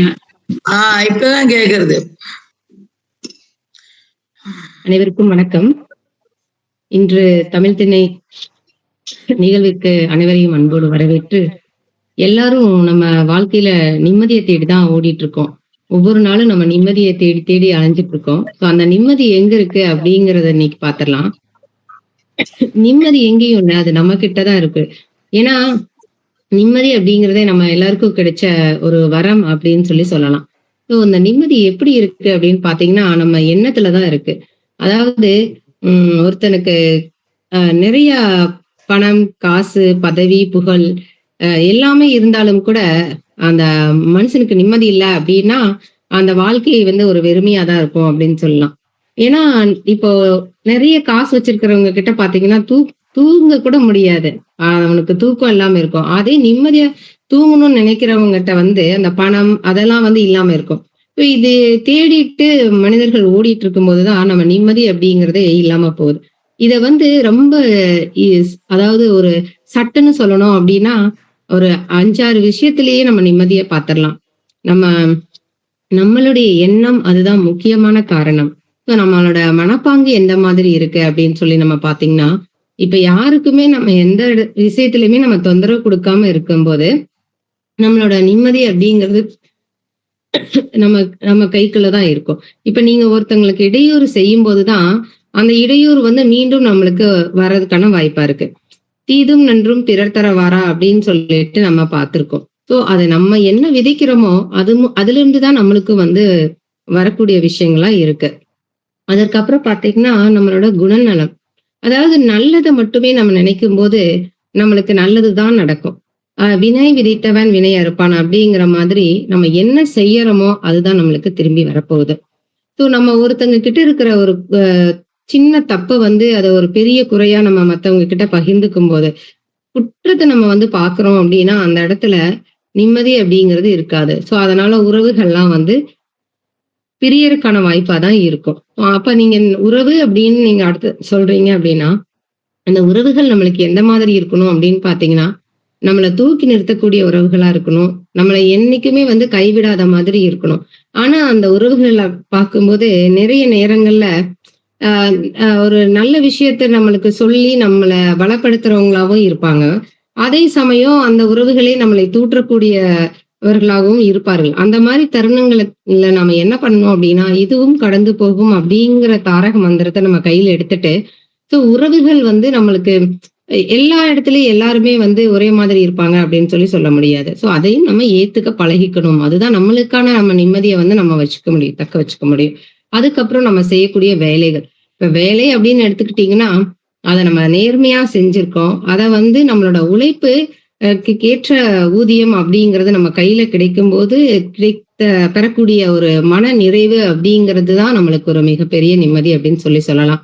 இதே அந்த வேலையை எப்படி வேணா செய்யலாம் அப்படின்னு நம்ம நினைக்கும் போது என்னாகும்னா நம்மளுக்கு வரக்கூடிய பண ஆதாயத்தினால பின்னாடி நம்மளுக்கு ஏதாவது பிரச்சனை வருமோ அப்படிங்கிற ஒரு பயம் நம்மளுக்கு வரும். அதை தாண்டி ஒரு பதற்றம் உருவாகும். ஸோ அந்த பதற்றத்தினாலேயே நம்மளுக்கு நிறைய நோய்கள் வரும். இந்த நோய் வரனாலே நம்மளுக்கு என்ன ஆகும்னா, நம்ம எங்க வாழறது, இது வாழணுமா அப்படிங்கிற ஒரு கேள்விக்குறிக்குள்ளேயே நம்ம போயிரும். சோ அப்ப நிம்மதி அப்படிங்கிறது இருக்காது. அதற்கப்புறம் நம்மளுக்கு அந்த பதற்றம் அப்படின்னு சொல்லிட்டு நம்ம சொல்லும்போது உடல் நலம் அப்படின்னு சொல்லி பார்த்தோம். இந்த உடல் நலம் அப்படின்னு சொல்லும்போது நம்ம உடல் நலம் வந்து ஒரு மனிதருக்கு ஆயுட்காலம் அப்படின்னு சொல்லி பாத்தீங்கன்னா, இப்ப இருக்கிற இப்ப இருக்கிற தருணத்துல ஒரு 60 வயது அப்படிங்கிறதே ஒரு மிகப்பெரிய விஷயமா இருக்கு. அதற்கு நம்ம என்ன பண்ணணும் அப்படின்னு பாத்தீங்கன்னா, அந்த இளமை காலத்துல நம்ம உடலை வந்து எப்படி பராமரிக்கிறோம், சோ உடலுக்கேற்ற உணவு நம்ம எடுத்துக்கிறோமா, அந்த உடலை வந்து நம்ம பக்குவமா பாத்துக்கிறோமா அப்படிங்கறதுல சற்று கவனம் எடுத்துக்கொள்ளதான் வேணும். எனக்கு ஏதாவது பிரச்சனை ஆகும்போது நான் என்னோட உடம்புக்கு நான் என்ன தினம் தினம் வந்து இறைவன் கொடுத்த ஒரு வரப்பிரசாதம் அப்படின்னு சொன்னா நம்மளுடைய உடம்புதான். எத்தனையோ பேருக்கு வந்து பிறவிகள்ல வந்து எவ்வளவோ விஷயங்கள், அதாவது கண்ணு தெரியாம, காது கேட்காம இருக்கிறதாகட்டும். சோ இந்த மாதிரி நிறைய விஷயங்கள் இருக்கும்போது நம்மளுக்கு கிடைத்திருக்கிற உயர்வான அந்த உறுப்புகளுக்கு வந்து நம்ம நன்றி செலுத்தணும். அந்த உறுப்புகளை நம்ம பாதுகாக்கிறதுக்கு தினம் தினம் நம்ம ஏதாவது ஒரு சின்ன முயற்சியாவது செய்யறோமா அப்படிங்கிறத பார்க்கணும். எனக்கு ஏதாவது தொந்தரவு வரும்போது அதற்கு நான் என்ன பண்ணணும் அப்படிங்கிறத நம்ம கையில் எடுத்துக்கணும். உதாரணமா பாத்தீங்கன்னா, எனக்கு நான் என்னதான் என்னுடைய உடலில் அக்கறை நான் செலுத்தினாலும் கூட அதையும் தாண்டி நம்ம உள்ள இருக்கிறது நம்மளுக்கு என்ன நடக்குன்னு தெரியாது இல்லையா? அந்த மாதிரி தருணத்துல நமக்கான ஒரு திட்டம் அப்படின்னு சொல்லலாம். அதற்கு நம்ம என்ன பண்ணலாம் அப்படின்னு பாத்தீங்கன்னா, பொருளாதாரம். சோ இந்த பொருளாதாரம் அப்படின்னு வரும்போது நம்ம பொருளாதாரத்தை நம்ம எதை வச்சு நம்ம சொல்லலாம் அப்படின்னு பாத்தீங்கன்னா, பணம் சம்பாதிக்கணும். ஆனா அந்த சம்பாதிச்ச பணத்தை எந்த மாதிரி நம்ம திட்டமிடுதல் அப்படிங்கிறது ஒண்ணு இருக்கு. நான் வந்து ஒரு 10% வந்து என்னுடைய சேமிப்புக்கு பயன்படுத்தினாலும் கூட, மற்றும் இதர செலவுகளுக்கு ஒரு 30% பயன்படுத்தி விட்டு ஒரு 10% வந்து பொது சேவைக்காக, இந்த மாதிரி நம்மளுடைய பொருளாதாரத்தை வந்து நம்ம திட்டமிடணும். ஏதாவது நடக்கும்போது அந்த ஆயுட்காலத்துக்கு தேவையான அதாவது நம்ம ஏதாவது எடுத்திருப்போம் இல்லையா, அந்த இன்சூரன்ஸ் அந்த மாதிரி. ஸோ அதெல்லாம் வந்து நம்ம எடுத்துட்டோம் அப்படின்னா, அதுல நம்மளுக்கு ஒரு அந்த தருணத்துல வந்து, அதாவது நம்ம போய் ஒருத்தங்க கிட்ட கையேந்தி நிக்க சூழ்நிலை வரும்போதும் கூட அது வந்து நம்மளுக்கு மிகப்பெரிய உதவியா இருக்கும். அந்த தொகை வந்து நம்மளுக்கு கை கொடுக்கக்கூடியதா இருக்கும். இதெல்லாம் வந்து நம்ம எடுத்துக்கிட்டோம் அப்படின்னாலே இதுவே நம்மளுக்கு ஒரு மிகப்பெரிய நிம்மதி கொடுக்கக்கூடிய விஷயங்களா இருக்கும். அதற்கப்புறம் இந்த பொருளாதாரம் அப்படின்னு சொல்லும் போது நம்ம பிரிச்சு பார்த்தோம்.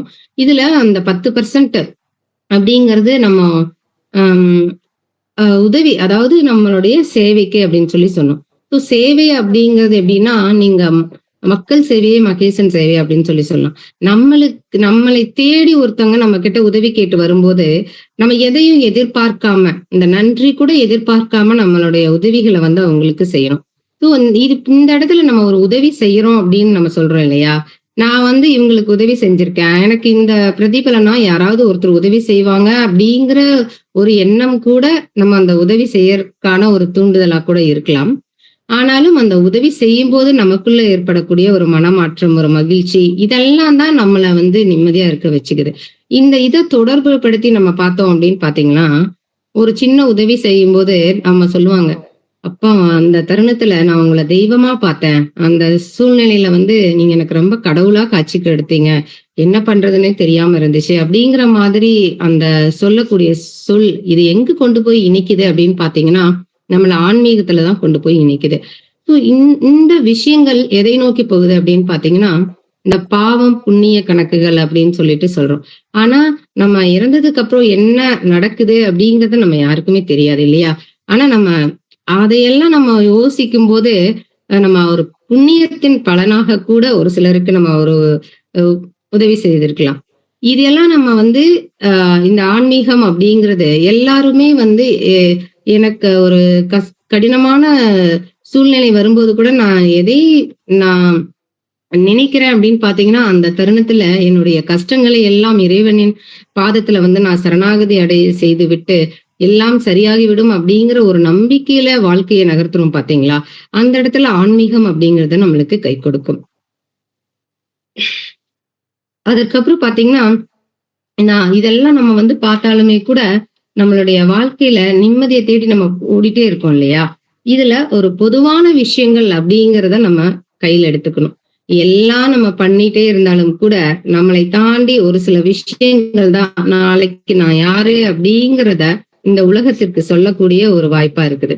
நான் 4 பேருக்கு, அதாவது நம்ம இறந்ததுக்கு பின்னாடி 4 பேர் நம்மளுக்கு கூட நிக்கிறாங்க அப்படின்னு சொல்லணும் அப்படின்னா அதற்கான செயல்களை அந்த இடத்துல நம்ம நிலைநிறுத்தி இருக்கணும். ஸோ செயல்கள் தான் நம்மளை பிரதிபலிக்கக்கூடிய ஒரு காரணிகளா இருக்குது. ஸோ இந்த நிம்மதியான வாழ்க்கையை தேடி நம்ம ஒவ்வொரு நாளும் நகர்ந்துட்டே இருக்கோம் இல்லையா? அதற்கு நம்ம இவங்க சொன்ன மாதிரி, மங்கை மேடம் சொன்ன மாதிரி இயற்கையோடு ஒன்றிணைந்து வாழ பழகிக்கணும். சின்ன சின்ன விஷயங்கள்ல இருந்து நம்ம மகிழ்ச்சிய எடுத்துக்க தெரிஞ்சுக்கணும். ரசனையோட வாழ்க்கைய நம்ம நகர்த்தணும். இதெல்லாம் தான், அதாவது நம்ம நிறைய விஷயங்கள், நான் சின்ன வயசுல ஒரு சின்ன ஒரு கவிதை எழுதினதுக்காக எனக்கு யாராவது ஒருத்தர் எனக்கு பரிசு கொடுத்திருப்பாங்க. அந்த தருணத்தை நம்ம நினைச்சு மகிழ்ச்சியா இருக்கும்போது நமக்கு ஏற்படக்கூடிய மாற்றம், இதெல்லாம் தான் வாழ்க்கையில நம்ம நிம்மதியா இருக்கிறதுக்கான ஒரு வாய்ப்பா அமையுது. இப்படி நம்ம ஒரு ஒண்ணுமே இல்ல, இந்த 6 விஷயத்த நம்ம ஃபாலோ பண்ணாலே போதும்.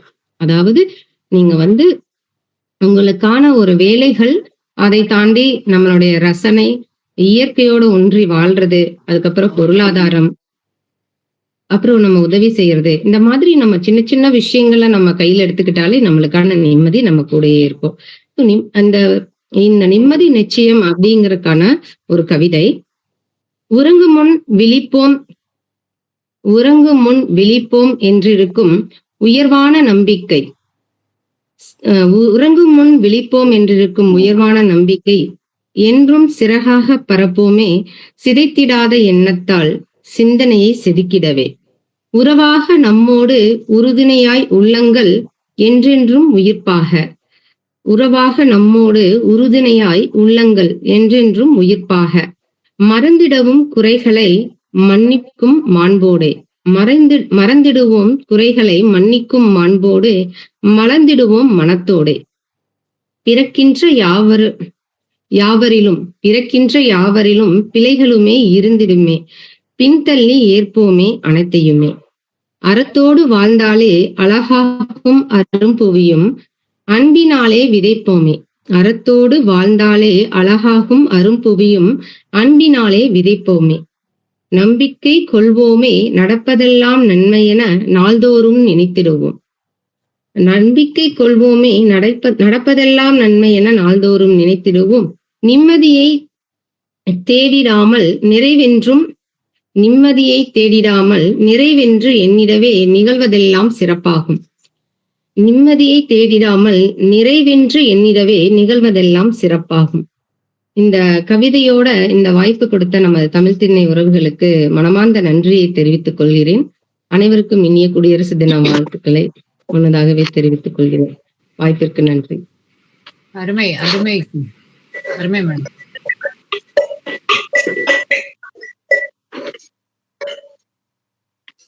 கீதாமா. தமிழ் திண்ணை உறவுகள் அனைவருக்கும் இனிய மாலை வணக்கம். நாளை மலரப்போகும் இனிய குடியரசு தின வாழ்த்துக்களும். என்னுடைய தலைப்புக்கு முதல்ல நான் விளக்கம் சொல்லணும்னு நினைக்கிறேன். விழிக்கு எளியது இறைன்னு போட்டிருக்கேன். விழின்னா என்ன? விழி, அதான் தமிழோட சிறப்பு. ஒவ்வொரு வார்த்தையிலையும் அவ்வளவு ஒரு ஜாலங்கள் உண்டு. விழினா கண்ணு, நம்ம எல்லாருக்கும் தெரியும். விழினா என்னன்னா சம்போதனம்னு சமஸ்கிருதத்துல சொல்லுவோம், கூப்பிடுறதுன்னு. அப்போ விழிக்கு எளியது, கூப்பிடுறதுக்கு ரொம்ப எளியது இறை சக்தி அப்படிங்க. அம்மானாலும் தல்லினாலும் மானாலும் மாயினாலும் இதுல தமிழ், மலையாளம், மகாராஷ்டிர, மராட்டி எல்லாத்துலயுமே இந்த அம்மாங்கிறதுக்கு அத்தனை பெயர்கள் இருக்கு. அந்த மாதிரி ஒவ்வொரு வார்த்தைக்கும் எத்தனையோ அர்த்தங்கள் உள்ள. இது எழுத்தாளர் இந்திரா பிரியதர்ஷினி ஒரு தடவை 70s 80s எழுதின ஒரு புஸ்தகத்துல இருந்து நான் எடுத்தது. இப்போ கடவுளுக்கு நம்ம பெயர் சொல்லி கூப்பிடுறோம். ஒவ்வொன்னையும் ஒவ்வொரு விதமா அனுபவிக்கலாம். ஏன்னா எல்லாம் இறைவன்கிறது ஒன்னேதான், ஒன்றே குலம் ஒருவனே தேவன் மாதிரி. ஆனா அத நம்ம எப்பவுமே நமக்கு ஒரு ரசனை ஜாஸ்தி ஆகும்போது விதவிதமா அனுபவிக்கிறதுக்கு ஒரு ஆசை வரும். ஏன்னா இந்த ஷண்மதங்கள் அவர் சங்கராச்சாரியார் சொன்ன மாதிரி ஒவ்வொரு விதமா இறை அன்பையும் இறை சக்தியையும் அனுபவிச்சு பக்தி செலுத்துறோம். அப்போ அந்தந்த பெயர்களுக்கு முதல்ல எல்லாம் இது ஆதி மதம் சனாதன மதம்ங்கிறது அடிநாதமா இருக்கிறது சமஸ்கிருதம் தான், அது எல்லாருக்கும் தெரியும். அதனால எந்த கோவிலுக்கு போனாலும் இறைவன், இறைவி, தலம், விருட்சம், தீர்த்தம், விமானம் அப்படின்னு எல்லா அங்கங்களையும், இதெல்லாம் தான் கோவிலோட ஆகம அங்கங்கள். ஒவ்வொன்றையும் அறியறதுக்கு ரொம்ப ஆவலாவும் அனுபவபூர்வமா அதுக்கு ஒரு ரசனையும் எல்லாருக்கும் வரணும். அதுலயும் சமஸ்கிருதம் அதனோட சரியான தமிழ் பெயர் அப்படிங்கிறது கேட்கறதுக்கு ரொம்ப ஆவலா இருக்கும். இப்ப நான் சிலதை கேட்கிறேன், யாருக்கு தெரியுமோ சொல்லுங்க. மாத்ருபூதேஸ்வரர் எந்த சுவாமின்னு யாருக்கு தெரியுமா?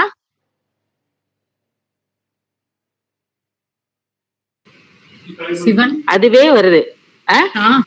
சிவனா? அதான் அது அதுக்கு தமிழ், அதுக்கு சரியான தமிழ் பதம்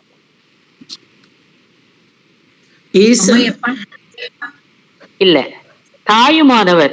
தாயுமானவர் சன்னதி திருச்சி மலைக்கோட்டை கோவில கீழே இருக்காரு இல்லையா, அதான் தாயுமானவர். அதுதான் மாத்ருபூதேஸ்வரர், தாயும் ஆனவர். அந்த கதை எல்லாருக்கும் தெரிஞ்சிருக்கும். ஒரு ரொம்ப பக்தை பிரசவ நேரத்துல கஷ்டப்படும் போது சிவனே அவங்க தாய் உருவத்துல, வெள்ளத்தினால அந்த தாய் நதியை கடந்து வர முடியாத போது சிவபெருமானே தாயாக உதவியதாக அந்த வரலாறு. அதனால்தான் தாயும் ஆனவர் அப்படின்னு. அதுதான் மாத்ருபூதேஸ்வரங்கிறது.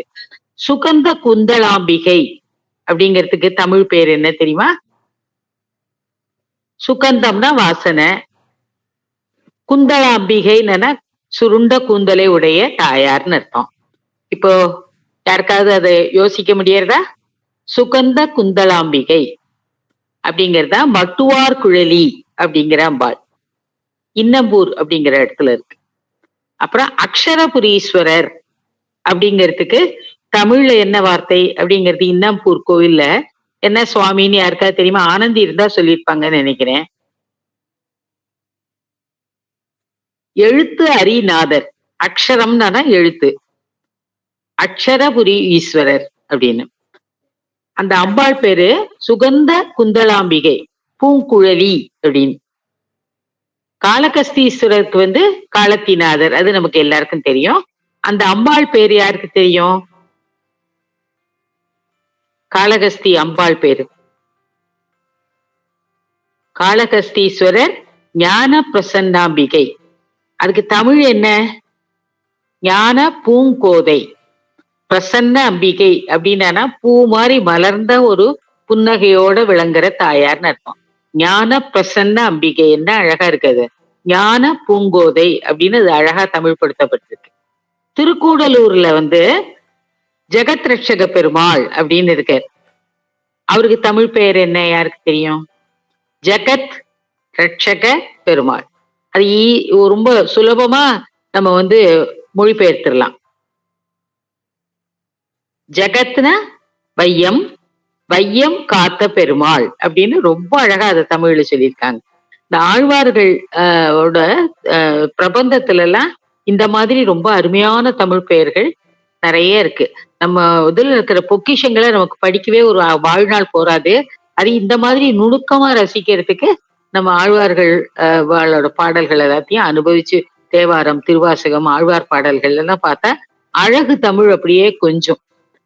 அடுத்தது திருநின்ற ஊர் எல்லாரும் போயிருப்பீங்க, பக்தவத்சல பெருமாள். அதுக்கு தமிழ்ல சுத்த தமிழ்ல அதுக்கு போட்டிருக்க பக்தர் ஆவி பெருமாளாம்.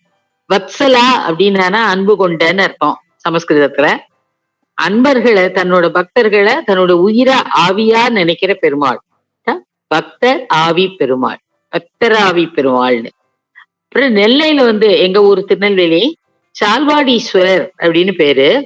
நெல்லை அப்பர் அப்படின்னு ரொம்ப அழகா ஒரு மாதிரி எளிமையா அதை அப்படியே தமிழ் படுத்தி இருக்கு. திருக்கோலக்கா அப்படிங்கிற இடத்துல அந்த அம்பாள் பேரு துவனி பிரதாம்பாள்னு. துவனினா என்ன அர்த்தம் புரியறதா யாருக்காவது? துவனி, துவனின்னு நம்ம எதை சொல்லுவோம்? இசை. சுலபந்தான். துவனி என்னன்னா ஓசை, இசையில ஓசை. அதனால அந்த அம்பாள் பேரு ஓசை நாயகி அப்படின்னு தமிழ்ல கொடுத்திருக்க தேவாரத்துல. இப்ப சீர்காழி அம்மை வந்து ஸ்திர சுந்தரி அப்படின்னு பேரு. ஸ்திரம்னா என்ன அர்த்தம்? ஆங்கிலத்துல பெர்மனன்ட்னு சொல்றா இல்லையா, ஒரு அழிவில்லாத நிரந்தரமானங்கிற ஸ்திர சுந்தரி. அந்த அம்பாளுக்கு திருநிலை நாயகி அப்படின்னு பெயர் கொடுத்திருக்காங்க. என்ன ஒரு அழகான தமிழாக்கம். அப்புறம் பேரூர்ல வந்து மரகதவல்லி. மரகதவல்லிக்கு தமிழ் என்ன? Any guesses? மரகதம் என்ன நிறமா இருக்கும்? பச்சை. பச்சை நாயகி. அருமை, பச்சை நாயகி. அதனால மரகதவல்லிக்கு வந்து பச்சை நாயகி அப்படின்னு தமிழ் படுத்தியிருக்காங்க. திருவாரூர்ல வந்து வான்மீகநாதர் அப்படின்னு பேரு. வான்மீகம்னா என்ன? வால்மீகி முனிவர் என்ன? வான்மீகம் அப்படிங்கிற சொல்லுக்கு நேரடி தமிழ் பேரு, தமிழ் பதம் என்ன?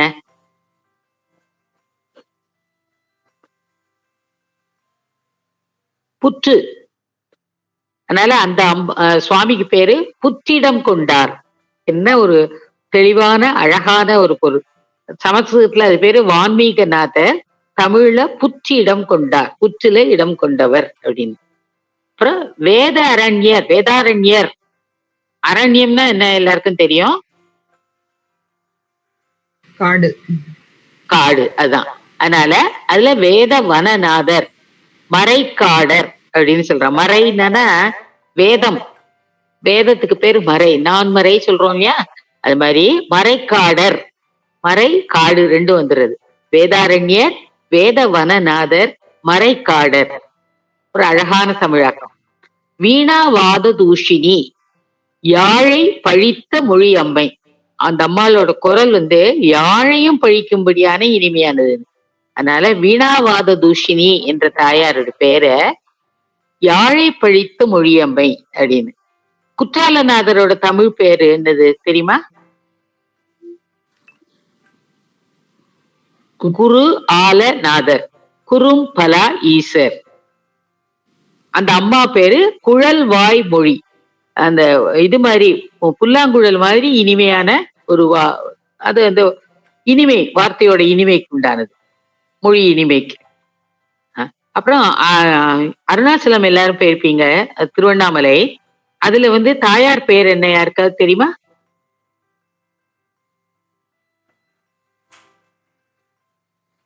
அண்ணாமலை ஈசர், உண்ணாமுலை, உண்ணாமுலையம். அதுக்கு பேரு உண்ணாமுலை அப்படிங்கிறது என்னன்னா சமஸ்கிருதத்துல அபீத குஜாம்பாள். பீதனா குடிச்சன, அபீத குஜாம்பாள், உண்ணாமுலை அம்மை. ரொம்ப அழகான தமிழாக்கம். அண்ணாமலையார் ஈசன், உண்ணாமுலையார் துணைவி. அருணாச்சலம் அப்படிங்கிறது திரு அண்ணாமலை.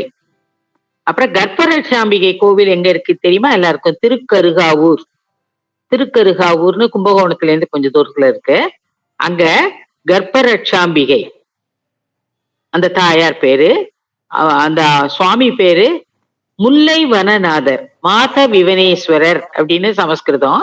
அதுல முல்லை வனநாதர் அப்படின்னு அழகா மொழிபெயர்த்திருக்காங்க. அப்புறம் சிறுபுலியூர் அந்த அந்த அந்த பெருமாள் பேரு கிருபாசமுத்திர பெருமாள்னு. அதை என்ன தமிழ்ல எளிமையா எப்படி சொல்லலாம்? கிருபா சமுத்திரம், அருள் மாக்கடல் அமுதன். என்னமா? கருணை கடல். அதத்தான் அருள் மாக்கடல் அமுதன் அப்படின்னு ஆழ்வார் சொல்லியிருக்க. அருள் மா கடல், கருணை சமுத்திரம் அப்படிங்கறத அவ்வளவு அழகா சொல்லியிருக்க. தாயார் பேரு தயாநாயகி திருமாமகள் அப்படின்னு சொல்ற. திருநின்ற ஊர்ல தாயார் பெயர் வந்து ஸ்ரீமத் சவித்ரி. ஸ்ரீமத் சவித்ரி அப்படின்னா என்னை பெற்ற தாயார்னு அர்த்தம். தேரெழுந்த ஊர்ல திவ்ய தேச பெருமாள் இருக்க கோரட்சகர். கோரட்சகர், கோர்னா என்ன? ஆவினம். அந்த சுவாமி பேர் யாருக்காவது தெரியுமா? தமிழ்ல, தூய தமிழ்ல இருக்கு, ரொம்ப அழகான பேர். கோரட்சக பெருமாள். ஆ மருவி அப்பன். ஆன பசு, ஆ மருவி அப்பன். காஞ்சி வரதராஜ பெருமாள் வந்து பேரருளாளர், வரதராஜர். என்ன கேட்கிற வரமெல்லாம் தராரு அப்படின்னு.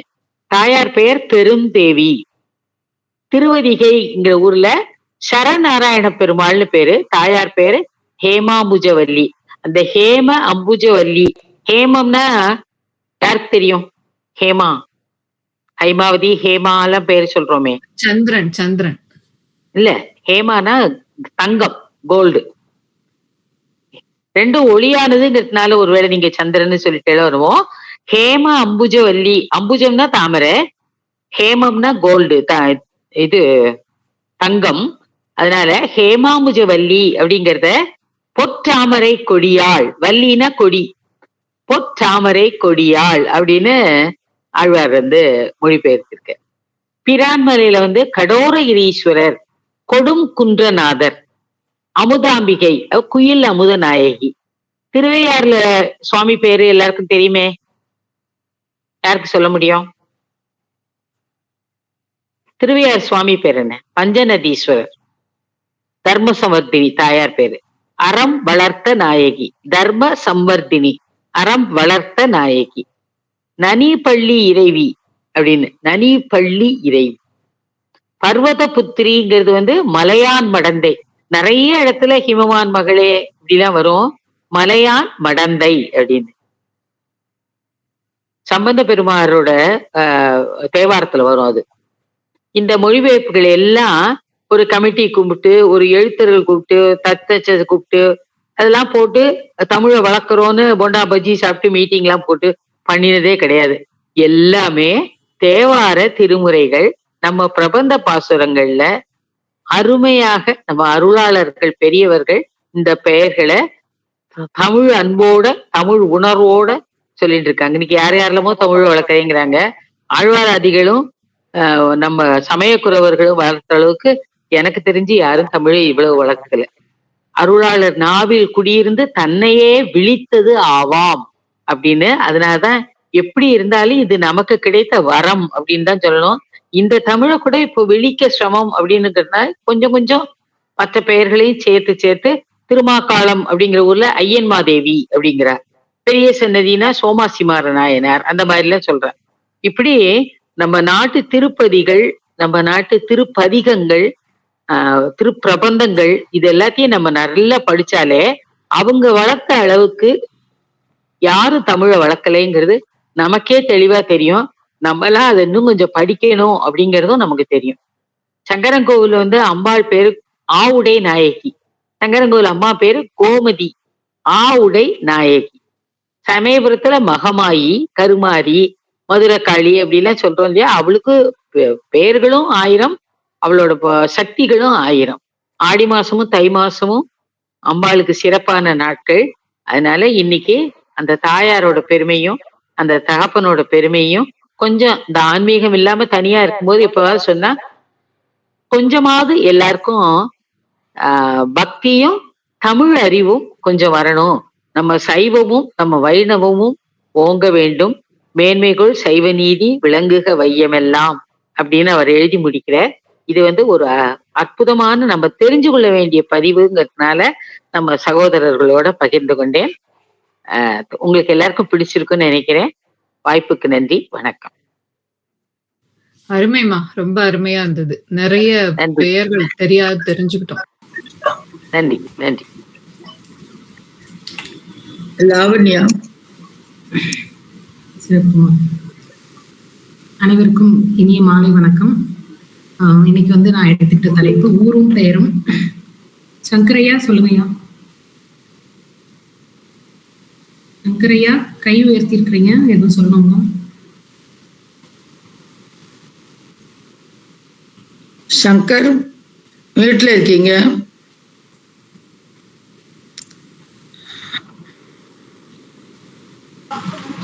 ஆமா, அடுத்த பங்கேற்பாளர் யாரு? நான் மணி சார், நான் தான் பேசணும் இப்போ. கொஞ்சம் நம்ம கொஞ்சம் வேகமா பிரசன்ட் பண்ண ஆரம்பிக்கலாம். சரி. ரொம்ப டைம் எக்ஸீட் ஆகுது. சரி சரி சரி மணி சார். தமிழகத்துல இருக்கிற சில ஊர்களுடைய பெயர்கள் வித்தியாசமா இருக்கு அப்படிங்கிறது, அந்த பெயர்களை சொல்லலாம், நம்ம நண்பர்களுக்கு பகிர்ந்துக்கலாம் அப்படின்னு சொல்லிட்டு படிக்கும் பொழுதே ரொம்ப வித்தியாசமா இருந்தது. சிலது நீங்க கேள்விப்பட்டிருக்கலாம், சிலது ரொம்ப முற்றிலும் புதிது.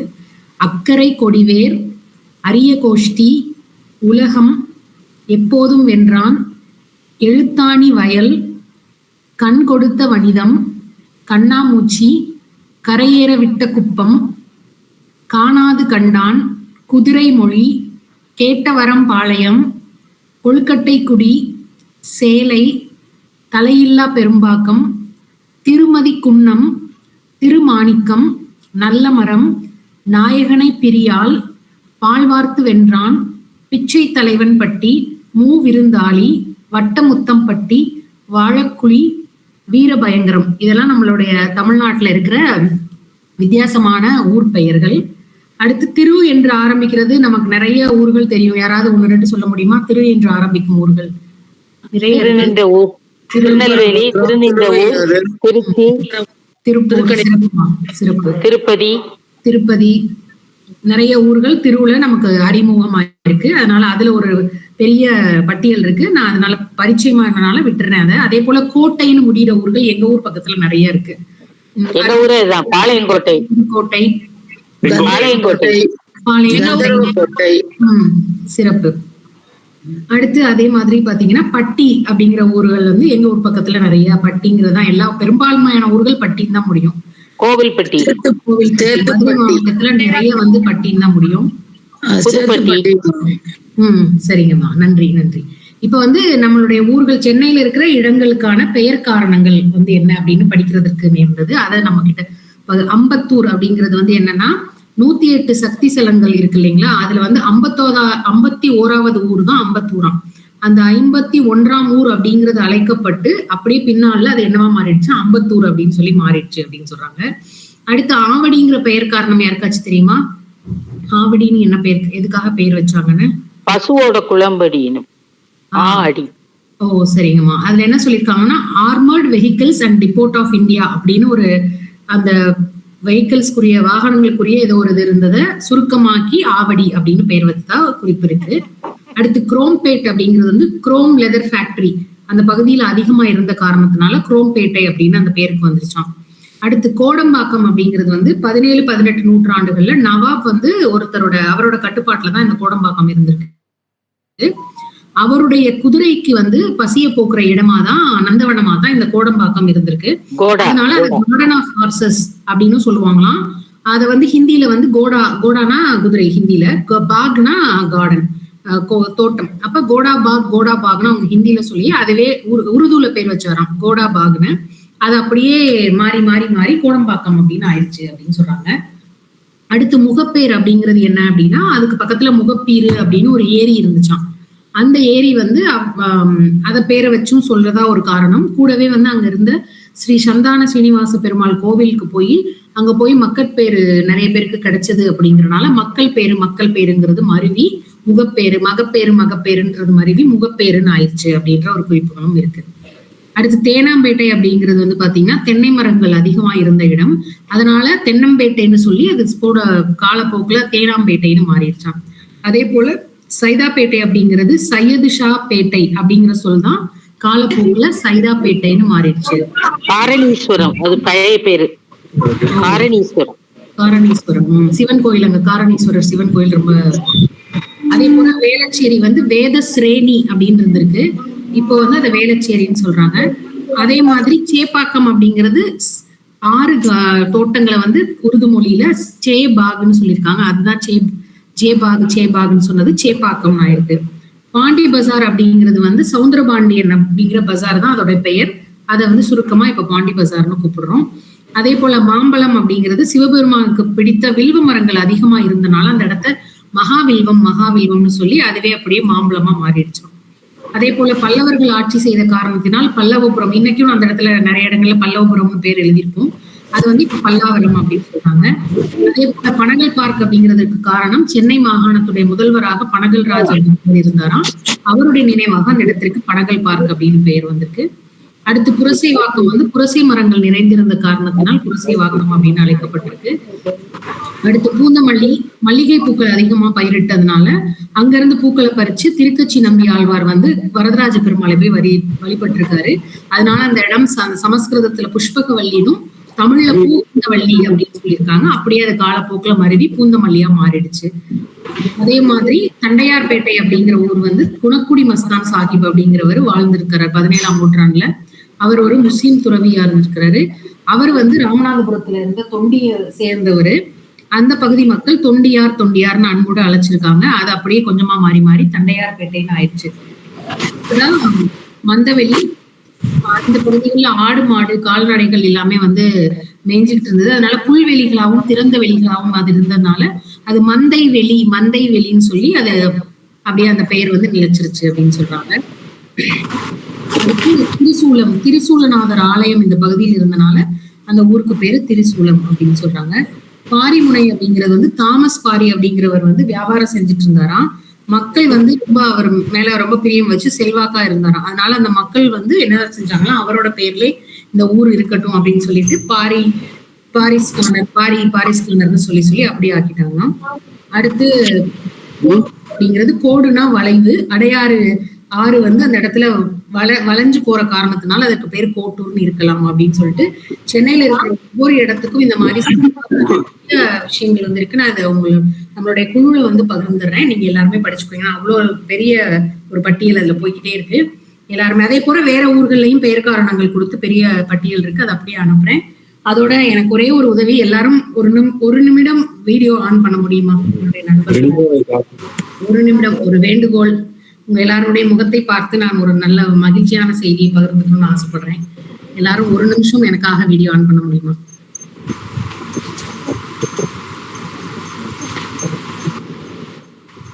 வந்தீங்களா?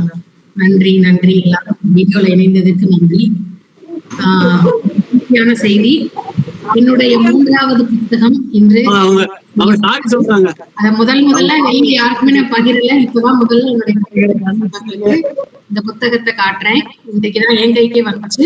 இன்றைக்கு சாயந்தரம் 4 மணி போல வெளியீடு முடிஞ்சுதான் நிகழ்ச்சிக்கு வந்தேன். நிகழ்ச்சிக்கு அதை உங்ககிட்ட பகிர்ந்துக்கிறதுல எனக்கு ரொம்ப மகிழ்ச்சி. இது ஒரு கவிதை புத்தகம். திருக்குறளை மையமாக வைத்து ஒவ்வொரு அதிகாரத்திற்கும் ஒரு தன்முனை கவிதை எழுதி அது வந்து புத்தகமா வந்தது. அதை வந்து உங்ககிட்ட முதல்ல எனக்கு காமிக்கிறதுல எனக்கு ரொம்ப ரொம்ப மகிழ்ச்சி. இன்னைக்கு தமிழ் திணை மகிழ்ச்சி.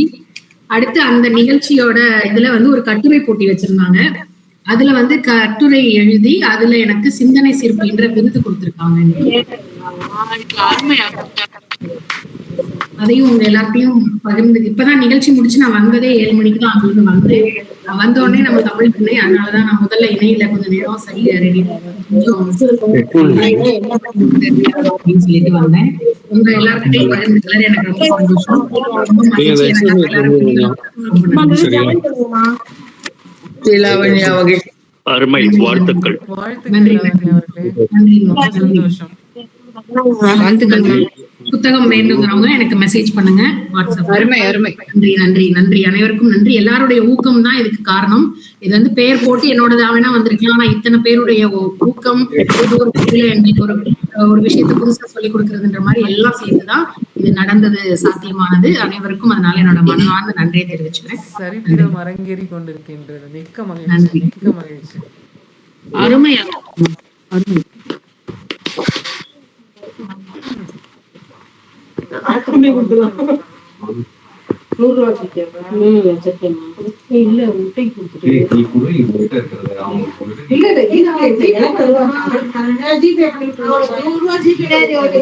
மணி ஐயா அவர்களை தொடங்கலாமா? நீங்க கொஞ்சம் மியூட் பண்ணிக்கிறீங்களா தயவு செய்து எல்லாரும்?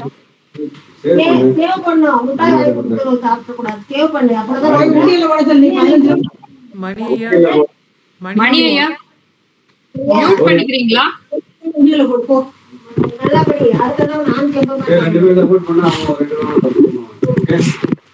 சாந்தா மாமி நீங்க மியூட் பண்ணலாம் அவரை.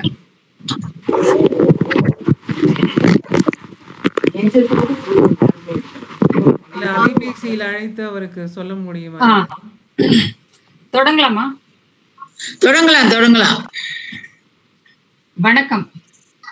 ஈரடி குரலால் பாரினை அளந்தவர் தெய்வப்புலவர் திருவள்ளுவர். அவர் முத்தமிழின் முதல்வன் மட்டுமல்ல, தமிழின் தலைமகனும் கூட. கண்ணதாசனோ மாட்டு வண்டி போகாத இடத்திற்கும் பாட்டு வண்டியை போகச் செய்தவன். பாரதியின் செம்பாதி, ஆண் வேடத்தில் அவதரித்த சரஸ்வதி. வள்ளுவருடைய கருத்துக்களை கண்ணதாசன் எப்படி தன்னுடைய பாடல்களில் புகுத்தி மக்களுக்கு வழங்கி இருக்கிறார் என்று பார்ப்போமா? நாம் வாழ்வதற்கு பொருள் வேண்டும். அதை தேடித்தானே நாம் ஓடிக்கொண்டே இருக்கிறோம். பணம் பத்தும் செய்யும். பணம் இல்லையெனில் உலகம் வச்சு செய்யும். ஆகாறு அளவிட்டதாயினும் கேடில்லை, போகாறு அகலாக்கடை. அதாவது செலவுகள் வருமானத்தை விட அதிகமாகாமல் இருக்க வேண்டும் என்பது குறளின் கருத்து. இதை கண்ணதாசன் வரவு 8 அணா, செலவு 10 அணா, அதிகம் 2 அணா, கடைசியில் துந்தனா என்று எளிமைப்படுத்தி பாடி மக்களின் கருத்தில் கலங்கரை விளக்கமாக திகழ்கின்றார். உழவர் திருநாளாக நாம் பொங்கலை கொண்டாடுகிறோம். ஏனென்றால் உழவர்கள் சேற்றில் கால் வைக்கவில்லை என்றால் நாம் சோற்றில் கை வைக்க முடியாது. உழுவார் உலகத்தார்க்கு ஆணி அஃது ஆற்றாது எழுவாரை எல்லாம் பொறுத்து என்று வள்ளுவர் உழவு தொழிலை உயர்த்தி பாடினார். தேர் கொண்ட மன்னன் ஏது, பேர் சொல்லும் புலவன் ஏது, ஏற்கொண்ட உழவரின்றி போர் செய்யும் வீரன் ஏது. இது கண்ணதாசனுடைய வரிகள். இருவருமே உழவு தொழிலை உச்சாணி கொம்பிற்கு உயர்த்தி பாடியிருக்கின்றனர். நாம் ஒரு நாளைக்கு எத்தனை எண்ணங்களை எண்ணுகிறோம். இதோ இந்த நிமிடத்திலேயே நிலையில்லாமல் அங்கும் இங்கும் ஓடிவிடுமே நம்முடைய எண்ணத்தின் வேகம். ஒரு பொழுதும் வாழ்வதறியார் கருதுப கோடியும் அல்ல பல. அதாவது அடுத்த வேளை இருப்போமா என்பதை அறியாமலேயே பல கோடி எண்ணங்களை எண்ணுகிறான் மனிதன். இந்த கருத்தை சொல்லும் கண்ணதாசனின் புகழ்பெற்ற பாடல் இது. 1000 வாசல் இதயம், அதில் 1000 எண்ணங்கள் உதயம், யாரோ வருவார் யாரோ இருப்பார், வருவதும் போவதும் தெரியாது. மனித மனத்தை எத்தனை துல்லியமாக அழகாக படம் பிடித்து வார்த்தைகளில் பாடியுள்ளனர் இருவருமே. ஒரு முதலைக்கு நீருக்குள் இருக்கும் போதுதான் வலிமை அதிகம். நீரை விட்டு வெளியே வந்தால் அதனுடைய வலிமை குறைந்துவிடும். நெடும் புனலுள் வெல்லும் முதலை அடும் புனலின் நீங்கின் அதனை பிற, அதனதன் இடத்தில் இருந்தால்தான் வலிமை என்று உரைக்கின்றார் வள்ளுவர். இதே கருத்தை பாம்பையும் கருடனையும் கொண்டு கண்ணதாசன் பாடியிருக்கிறார். என்ன பாடல் என்று உங்களில் பலரும் ஊகித்திருப்பீர்கள். பரமசிவன் கழுத்தில் இருந்து பாம்பு கேட்டது, கருடா சௌக்கியமா, யாரும் இருக்கும் இடத்தில் இருந்து கொண்டால் எல்லாம் சௌக்கியமே, கருடன் சொன்னது அதில் அர்த்தம் உள்ளது. விலங்குகளின் வழியே இடத்தின் வலிமையை இருவருமே விளக்கி பாடியிருக்கின்றனர். புயலும் சூறாவளியும் கடலில் மட்டுமல்ல, நம்முடைய வாழ்க்கையிலும் எப்போது வேண்டுமானாலும் தோன்றலாம். அப்போது மனிதனுடைய உண்மையான துணை எது தெரியுமா? மன தைரியம் என்று மகாபாரதம் யக்ஷ பிரஷ்னத்தில் கூறப்பட்டுள்ளது. வள்ளுவர் இதை மனத்திட்பம் என்கின்றார். வினித்திட்பம் என்பது ஒருவன் மனத்திட்பம் மற்றைய எல்லாம் பிற என்ற வள்ளுவரின் கருத்தை கருமாற்றாமல் உருமாற்றி கண்ணதாசன் ஆற்றங்கரை மேட்டினிலே ஆடி நிற்கும் நாணலது, காற்றடித்தால் சாய்வதில்லை, கனிந்த மனம் வீழ்வதில்லை. மன தைரியம்தான் கனிந்த மனத்திற்கு நிச்சயம் வழிவகுக்கும். என்னுடைய மனத்தை கவர்ந்த பாடல் இது. 7 ஸ்வரங்களுக்குள் எத்தனை பாடல். உங்களில் பலரையும் இந்த பாட்டு நிச்சயம் கவர்ந்திருக்கும். இந்த அற்புத வரிகளில் சிறப்பு என்னவென்றால், வினைத்திட்பம், நிலையாமை, காலமறிதல் ஆகிய அதிகாரங்களின் சாரமாக இங்கே வரிகள் வருகின்றன. பாருங்களேன். ஆரம்பத்தில் பிறப்பும் உன் கையில் இல்லை என்றும், அடுத்தடுத்த நடப்பும் உன் கையில் இல்லை, நிலையாமை. வேளை பிறக்கும் என்று நம்பிக்கை கொள்க, எந்த வேதனையும் மாறும் தேகத்தை போல. இது காலமறிதல் வினைத்திப்பம். குறள் வைரம். அந்த வைரத்தை இன்னும் பட்டை தீட்டி மெருகேற்றி பாட்டாக்கி கொடுத்திருக்கின்றார் கண்ணதாசன். மனம் போல் வாழ்வு என்று சொல்வார்கள். மனத்தை எந்த அளவிற்கு உயர்த்தி கொள்கிறோமோ அந்த அளவிற்கு மேன்மை, சிறப்பு. ஆட்டிடியூட் மேக்ஸ் ஆல்டிடியூட் என்று ஆங்கிலத்தில் சொல்வார்கள். பூமியில் இருப்பதும் வானத்தில் பறப்பதும் அவரவர் எண்ணங்களே. இருக்கும் இடம் எதுவோ நினைக்கும் இடம் பெரிது. போய் வரும் உயரமும் புது புது உலகமும் அவரவர் உள்ளங்களே. வெள்ளத்தனைய மலர் நீட்டம் மாந்தர்த்தம் உள்ளத்தனையது உயர்வு என்ற குறளின் கருத்து கண்ணதாசனுடைய இந்த பாடலில் எத்தனை அழகாக பொருந்தி வருகிறது பாருங்கள். குடம்பை தனித்தொழிய புல் பரந்தற்றே உடம்படு உயிரிடை நட்பு. இது புரிகின்றதா என்ன? நமக்கெல்லாம் கோணார் உரை வேண்டி இருக்கும். ஆனால் கூட்டை திறந்து விட்டால் அந்த குருவி பறந்து விடும்.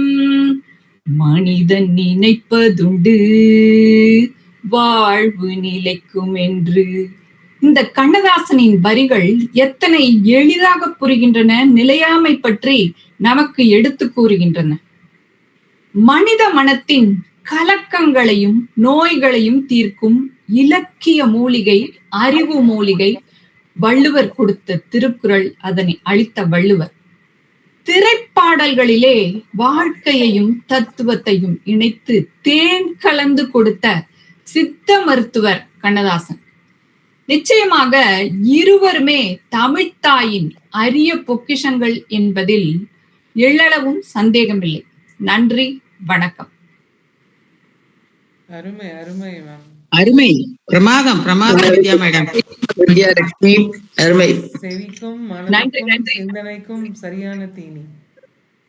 நன்றி. அது இன்னொரு பகுதியும் இன்னொரு தடவை பண்ணலாமான்னு நினைக்கிறேன். இன்னும் நிறைய பாடல்கள் குறளோட தொடர்புடையது. சரி, இன்னொரு தடவை பண்ணலான்னு சுருக்கிட்டேன். நன்றி. மணி அனைவரும் பேசிட்டாங்க. மணி ஆமா, எல்லாரும் பேசியாச்சு. சரிம்மா ரொம்ப நன்றிம்மா. இன்னைக்கு நம்ம தமிழ் திண்ணையோட அந்த கதவுகளை திறந்து வச்சதுக்கு ரொம்ப நன்றி. பங்கேற்பாளர்கள் அனைவருக்கும் சிறப்பு பாராட்டுக்கள். நான் இப்போ பயணத்துல இருக்கேன். சங்கம் வைத்து தமிழ் வளர்த்த மதுரையில இருக்கேன். இப்போ மதுரையில இருந்து நம்ம மையத்துக்கான சென்னைக்கு வந்துட்டு இருக்கேன்.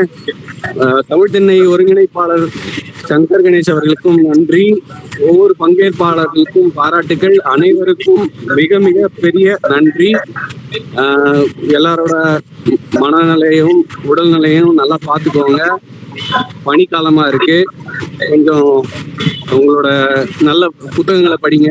உங்களோட இல்லத்துல நல்ல விஷயங்களை பகிர்ந்து கொள்ளுங்கள். மீண்டும் அடுத்த மாதம் தமிழ் திண்ணையில் சந்திப்போம். இத்துடன் நம்மளுடைய 51வது தமிழ் திணையை நிறைவு செய்கிறோம். நன்றி, வணக்கம். அருமை அருமை. அனைவருக்கும் குடியரசு தின வாழ்த்துக்களை கூறி விடைபெறுகிறோம். நன்றி நன்றி அனைவருக்கும்.